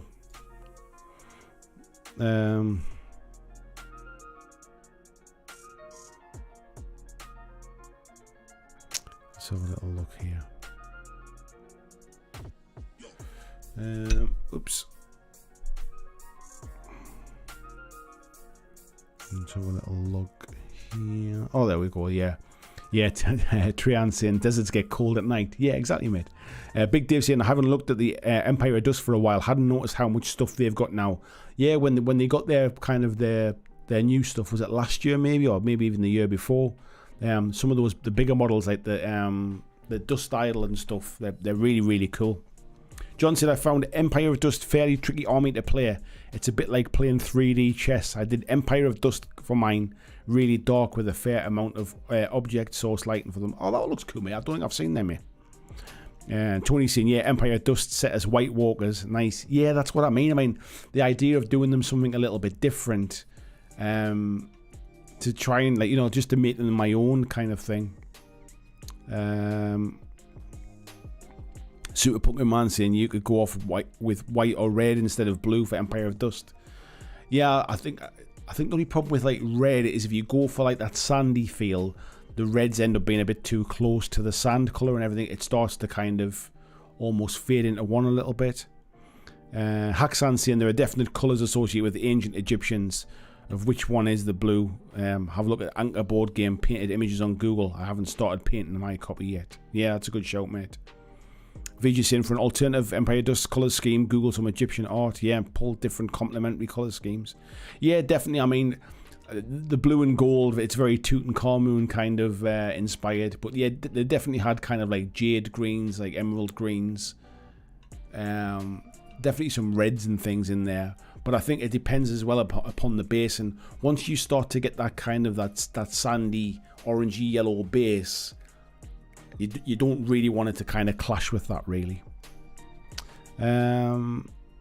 Peter's saying he's played like 6 or 7 games of Warhammer Fantasy Skirmish last week, and he's now making more stuff for that. Always fun doing like 6 or 7 minis and moving on to the next one. Yeah, nice, mate. VG's saying, yeah, I own Anchor too and have looked at colour schemes for the minis.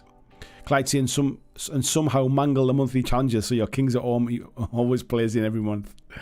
Jess is saying the blue with Egyptians is from Lapis Lazuli, but they loved all kinds of colours. Undyed linen, leather, dry skin on undead, I guess. Yeah, I mean, I quite like the idea of making them look like quite sort of bloodstained and stuff. Like they've come from a battle and they've absolutely annihilated somebody and they're kind of like onto the next one. Because they don't look like the kind of things that would stop for a rest. I mean, they're undead after all, kind of thing. So the idea of them being a bit like dusty and bloodstained and working their way through kind of like through villages and stuff, I do quite like the idea of that.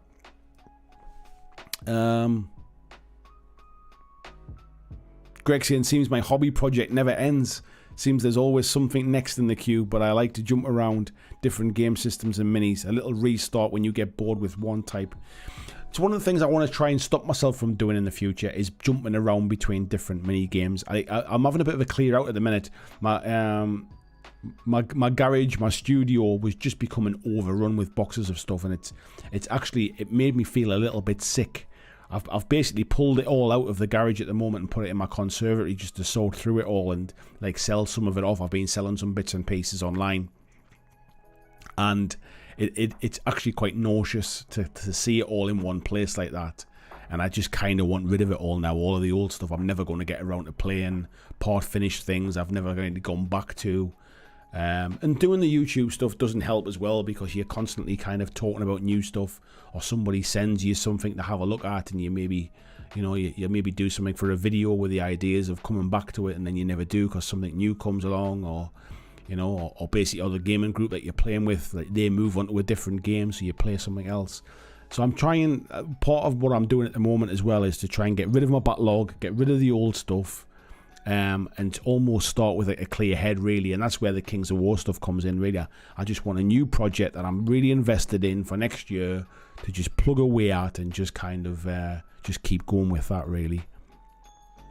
And not jump around between many different games. Like, there's some things I won't be selling. Like, I'm not going to sell my Shatterpoint stuff.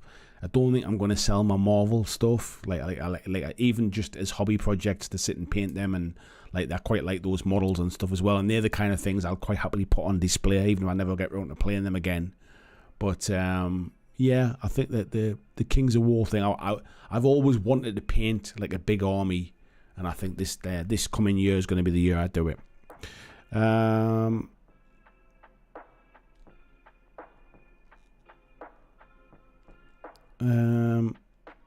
Clyde saying, remove Rider on Northern Alliance Crows and put on Goblins. Great counts as unit. Yeah, to be honest, the way those models are built as well, you definitely could do that. Mordecai saying, Vanguard is low-key and excellent rule set, and I much prefer its power dice system to Dead Zone's command dice, but they're both great games. Yeah, I quite like Vanguard, if I'm honest. I think maybe the complaint from people who don't like it is it's maybe a little bit more complex than Dead Zone in terms of how you've got to face in because they're square bases, how you've got the fatigue mechanic. I personally quite like it, but I do get that it's not for everybody. And Peter's saying, yeah, I see. So Vanguard is still there, but it's being reinvented. Good to know. Yeah, so it's not being taken down. You can still buy the bits and pieces, but Mantic themselves acknowledge that they're not actively like working on any new stuff for it at the moment. For the existing Vanguard, what they're looking at is where does Vanguard sort of go next? What's Vanguard 2.0 look like? Ratatat stuff says, I just bought the Vanguard starter set, haven't started painting it, but I've got a few days off now and I finally will. Yeah, it's like when I talked about like sort of dead games and stuff like that a while ago. Games are only dead if you don't play them, and there's nothing wrong with Vanguard as a rule system. Like, it definitely, if you've just picked it up or you're going to play it with friends, it's a great game. There's nothing to worry about in terms of like kind of like, oh, but they don't support it kind of thing. You don't need them to support it. Like everything's there that you need for the game. Just enjoy it as it is. Greg says, I see the convenience of rank and flank movement trays, but I just can't get excited about looking at them all piled up. Need to try a game sometime. That's part of the reason why I really like the multi-basin, mate, is that you're almost just making mini dioramas. And actually, in turn, because you're not removing models during a game, you remove the whole unit once it's kind of died. It actually feels like you're playing like a big scale skirmish game, where that one big unit is one model really, rather than the Warhammer Fantasy way of like, oh, you take a wound, you remove a model, you take a wound, you remove a model. Before you know it, you've got this pile of stuff at one side of the table with all these models that you've pulled off, and they don't rank up again the next time you try and put them back in, or you have to write numbers on the bottoms of the bases and all that kind of thing. I love the multi-basin aspect of it.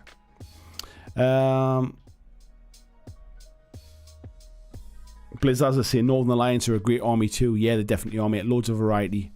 Diabolicus Mortimer says, I reckon ogres, less models and they're fantastic. Can paint the units more like they're from skirmish games. Could be more enjoyable, as you seem to enjoy the skirmish model painting. I just enjoy skirmish games, mate, in terms of the playtime, really. Like the kind of, they don't take up a lot of space, and I quite like the playtime, and I like being able to paint like different bits and pieces. But for this, I am intentionally kind of going to paint an army, really. So, Clyde saying more boxes of stuff's just more insulation, improving your home's efficiency. Yeah, until it gets out of hand, mate, and then all of a sudden it does. I'm not like kind of proud of this horrible pile of stuff that I basically don't do anything with. I kind of just want it all gone now, if I'm being honest. Tony's just saying, yeah, I don't see the troops as an Empire of Dust army demanding to stop for a breather and a quick brew of Yorkshire tea. No, I think they'll definitely be kind of like ploughing on, mate, and they're almost just like this relentless like wave of stuff. Big Dave saying he's off to bed now. I'll throw a vote for the ogres. Night all. Ed Wilson saying, is any particular faction leading the urge? You know what, mate? Other than goblins, that because I've read Rob's book and as I was reading the book, it definitely made me want to do a goblin army. That's kind of goblins are up there.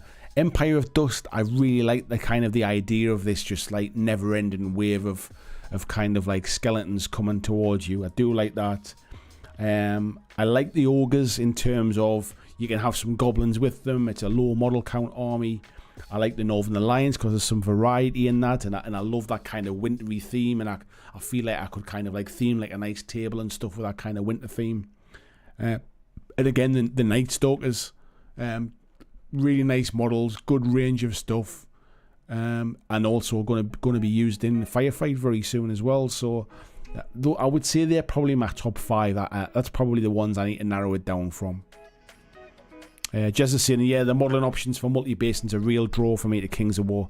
Yeah, it's like painting like lots of little mini dioramas, and I like that aspect.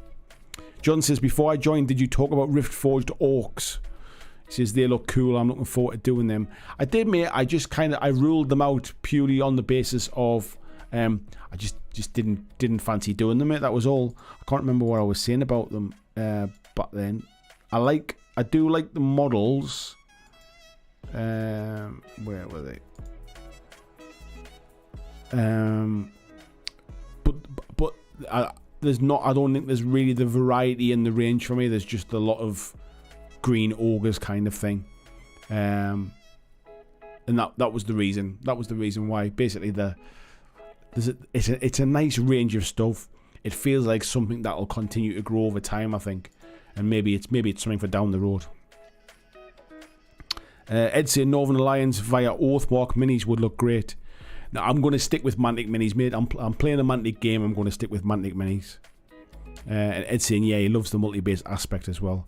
Blair says that Empire of Dust, I think I'd go dark green and orange colour scheme.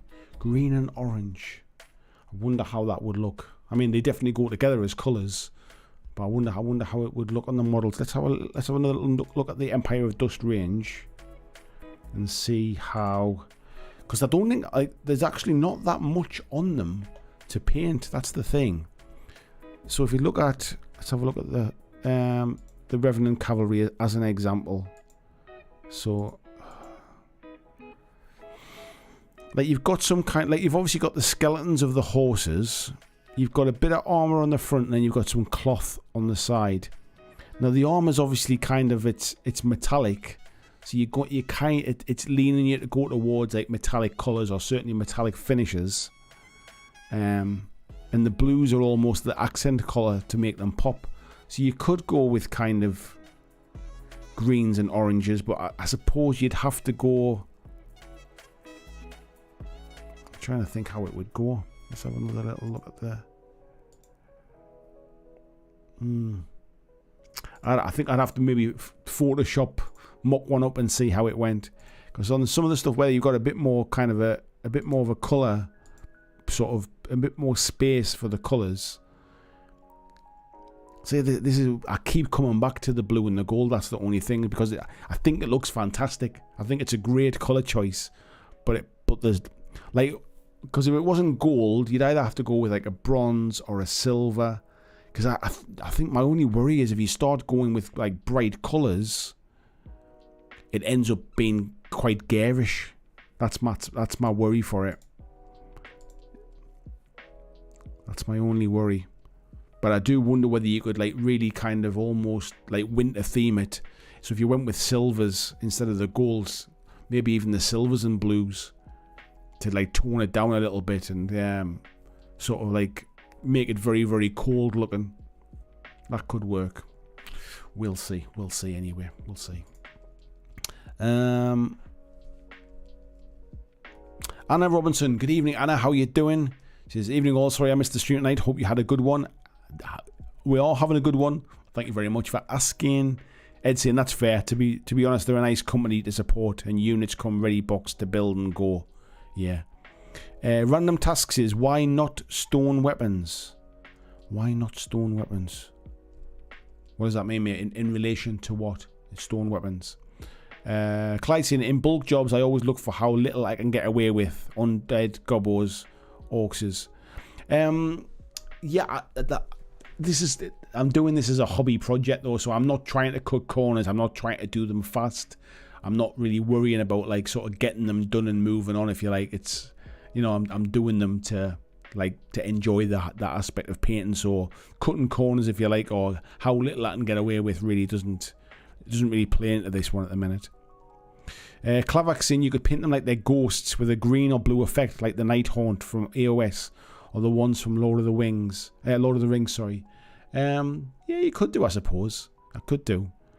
Ed saying that much bone colour in an army does need a good spot colour to unite the force.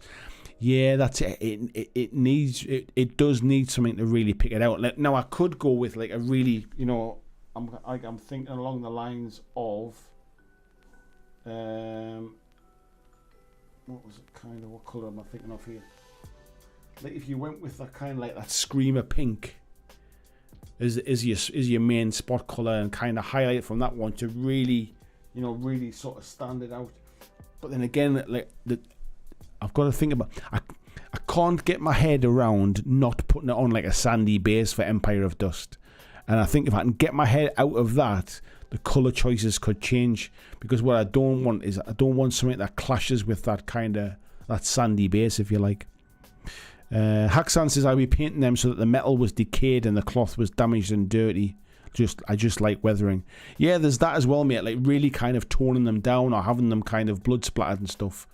And it's I mean, obviously they're skeletons as well, but then I wonder if there's a way to get away from like the bone colour, if you like, or do something different.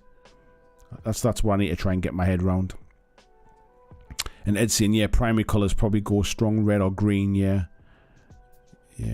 I'm in my head, the green feel, I kind of get my head around the green at the minute, but Ed's saying lots of ancient civilizations used garish colours. Yeah, I mean, a lot of it was to do with kind of, you know, like what dyes they could get for the fabrics and stuff. Jez is saying if you like the ogres, partly because you can get the goblins, and goblins are also a possibility, why not get a goblin ambush box and test it out? If you like it, then add in ogres. Yeah, I could do, mate. Or I could get an ogre ambush box, because I think it's got goblins in it as well. So that might be the other way to do it if I have a look. Let's have a little look, because I'm sure it has. Where are we? Ogres. There we go. Yeah, it has. So the ogre ambush box has got 2 warrior regiments and 1 red goblin regiment. So it's got like 6 warriors plus a unit of goblins as well. So then I get a chance to paint both of them, and it's only 30 odd quid, isn't it, to kind of have a little bit of a test and see what I think. So yeah, that might be a shout just to kind of try them out. And I actually think I might even have a couple of sprues of these ogres that Mantic left behind when we did a video a while ago. So I might even have some of these to add to it as well. So that could be something.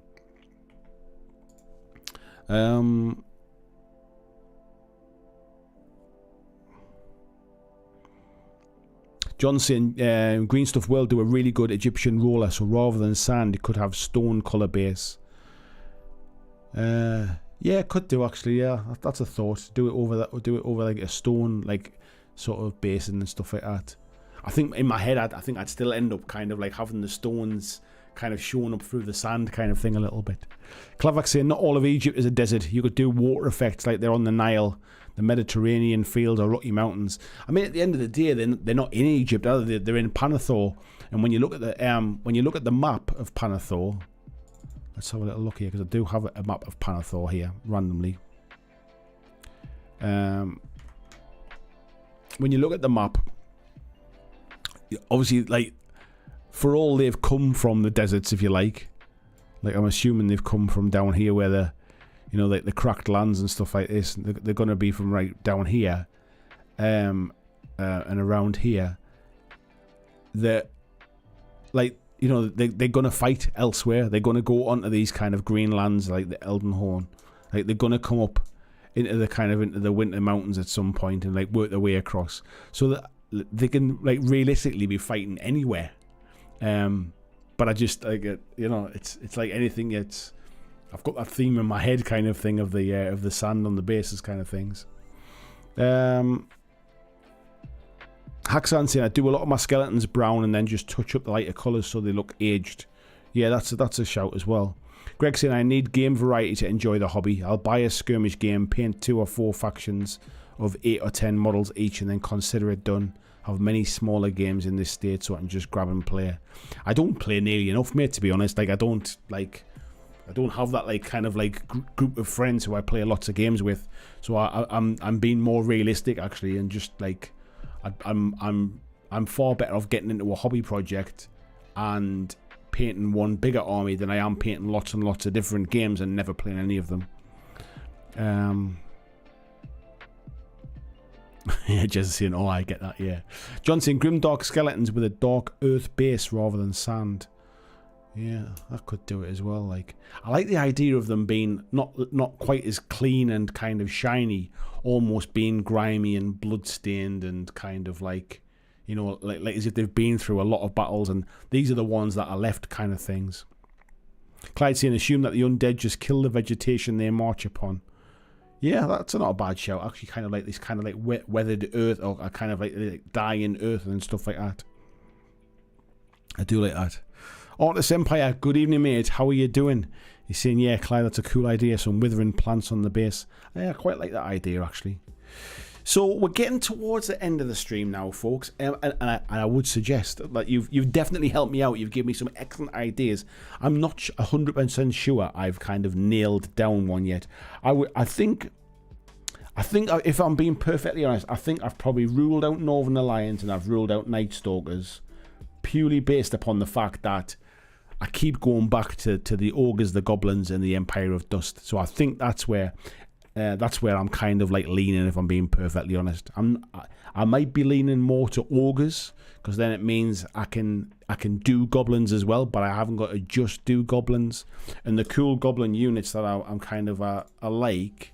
Let's just get back onto the page there as well. The cool goblin units that I like are part of the ogres as well. Come on. That's it. So things like the goblin slasher, things like the giant, things like the sharp sticks, the spitters, the rabble. You know, I can still have those. Plus, I can have the cool boomer sergeant and the matriarch, the croc dogs, the war. Even like that. Like I love that warlord model. Like it's like it just, and I must admit I quite like that kind of. That colour scheme there as well, that really war.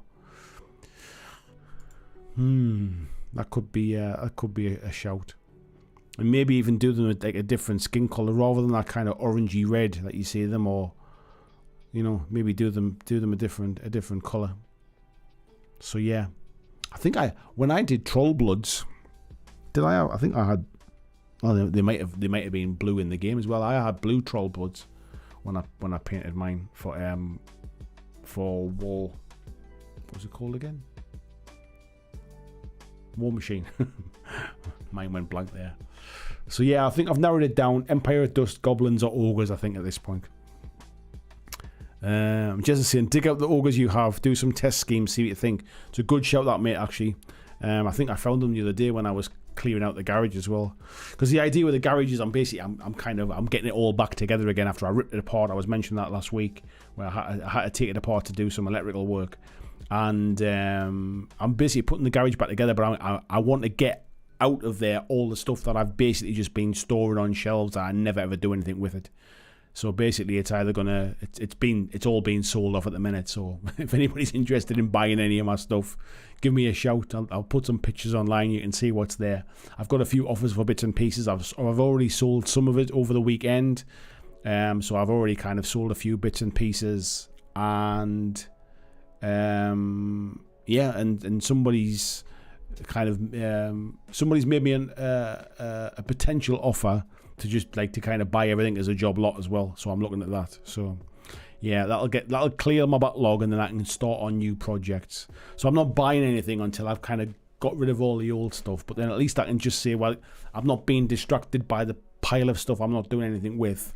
I cleared it out. The money I make from that is kind of going on two things really. One of the things that'll go on, it'll pay towards getting my new army and my new project for next year. The other thing it's going on is it's my two oldest sons. It's their 21st birthday this month, and as for their 21st birthday gift, I'm taking them away on holiday. So the idea is I've already paid for the holiday and stuff, but whatever I make from selling my games and stuff, essentially is spending money to allow the kids to have the best time ever. Like when we go away, like they get into the age where they don't really want to go away on holiday with their old man anymore. They want to go away on boozy holidays with our mates and stuff like that. And as far as experiences go, like, it'll be really cool. There's just the three of us going, me and the two oldest lads. We're going to have a hell of a time. We're going to do some really cool stuff. And if I can make a few more quid by selling stuff that I'm never, ever going to use again, it's definitely money I'm not missing. And we can have like a fantastic experience. So yeah, that's the plan, mate. That's the thing. John saying, I think you're turning me on to Empire of Dust. Yeah, they do look cool, mine, I must admit. RG saying, albino ogres would be different. Not sure how it would work given the size of them. Yeah, I'd have to really think about it. I mean, I could even potentially do them like... in my head, I could do kind of like blue ogres and really do them kind of like with a wintry theme kind of thing as well. That might work. But like a pale blue, almost like that frost giant kind of blue. If I do kind of where was the frost giant from? Northern Alliance. Yeah, almost. Yeah, like almost do the ogres in that kind of like really pale bluey purpley colour, like skin tones of that. That could look pretty cool as well, and make them like sort of like, you know, like really like wintry-fied. Do them something like that. That could work as well. I like the idea of that. Blair saying, have you a list anywhere? I've not wrote a list yet, mate, but I'll put some photographs online and stuff like that. Bobby says, what Kings of War armies are you thinking of selling? I might be interested. I think the only one I've got, mate, is probably I'll probably hang on to my dwarves. I've got a halfling army kind of half built, basically. Yeah, I'll probably be getting rid of. Artis Empire says, love the Frost Giant. It's a fantastic model, isn't it? Really, really cool. And RG says that Frost Giant blue would be cool. Yeah, so that's kind of what I've got in my head. Like, you've got these kind of like sort of really sort of cold, sort of wintry kind of ogres who are kind of like sort of battling through. Maybe they've splintered away from kind of Northern Alliance or something like that, or they've been allied with Northern Alliance in the past, been living out in the caves and things. And the goblins, I think, would I keep the goblins green? I potentially still keep the goblins green, but maybe go with like a paler green, like that almost. Like let's have a little think about here. I wonder if you kind of go with something like something like that as a green, so it's almost bordering on greeny blue, and it kind of makes them a bit cool looking and kind of blends in with the blues of the stuff. So yeah, that could work as well. That could work. Yeah, Blair saying that blue would look cool. So yeah, that's kind of what I'm thinking of, kind of thing. But yeah, do you know what is? I might even have a photograph on my phone here. Yeah, I tell you what. Let me. I'm gonna send a photo across to my iCloud. Save the files, and I am going to show you just like some of the stuff that I've been digging out of the garage, out of my off my shelves and stuff, because I wasn't going to show anybody, but you know what, I'm talking about, like I actually want to kind of like this is not something I'm proud of, the fact that it's just piled up so high and I've got that much stuff now. Like I want to, you know, I actually want to make a dent into it. I want to get rid of it, if you like.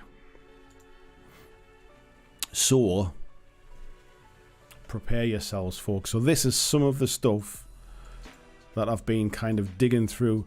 So all of these boxes here, on the left-hand side here, are all full of things like bits of terrain. Like there's some MDF Star Wars terrain in there. There's board games in these boxes. Like that box there is completely full of Malifaux stuff. Whoops, let me just scroll. So you can see that box there is full of Malifaux stuff. There's things in here. There's terrain, all sorts, loose bits of sprues and things. So all that stuff there in those boxes all needs to be sorted through. And then there's all this stuff as well here. So you can see we've got a whole pile of dystopian war stuff. So like for all you've got a pile there, there's a pile down the back of that as well. We've got Conquest, Masters of the Universe, there's board games, there's Walking Dead, there's Dreadball, there's Bayou Bash, we've got Arkham Horror, there's Dreadball, There's Elfall Chronicles, Blood Red Skies. There's another Conquest 2 player starter set. I've sold half of that. All of these boxes are all like armies and miniatures that are either part painted or built and ready to paint or finished being painted. That's like for 100 different games. I've got Batman Gotham City Chronicles. There's Curse City. There's a Kill Team starter set there. There's Necromunda Dreadfleet. There's Warcry, Marvel, Star Wars Legion, Gears of War, Aristea. And then down here as well, I've got all of the Infinity, like Code 1 stuff and army boxes. Resident Evil 2, Kickstarter, the board game stuff. All the God tier stuff. There's a Kill Team Into the Dark box. All the different Shadespires, like the Underworlds, Beastgrave, Nullwood, Kill Team Arena, Blitzball. So that's probably not even half of it. That was just the first lot I took out.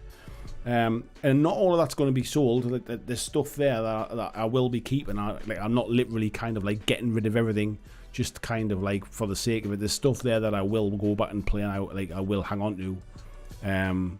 But yeah, essentially at this stage, that stuff never sees the light of day, so there's absolutely no point in hanging on to it. Jezzasin, yeah, Frost Goblins of the Northern Mountains, yeah. RGC, you could go with a minty green to keep it on the cool side. That's what I'm thinking. If you're getting a green that's almost coming into the blue scale, if you like, it won't clash with the ogres and stuff.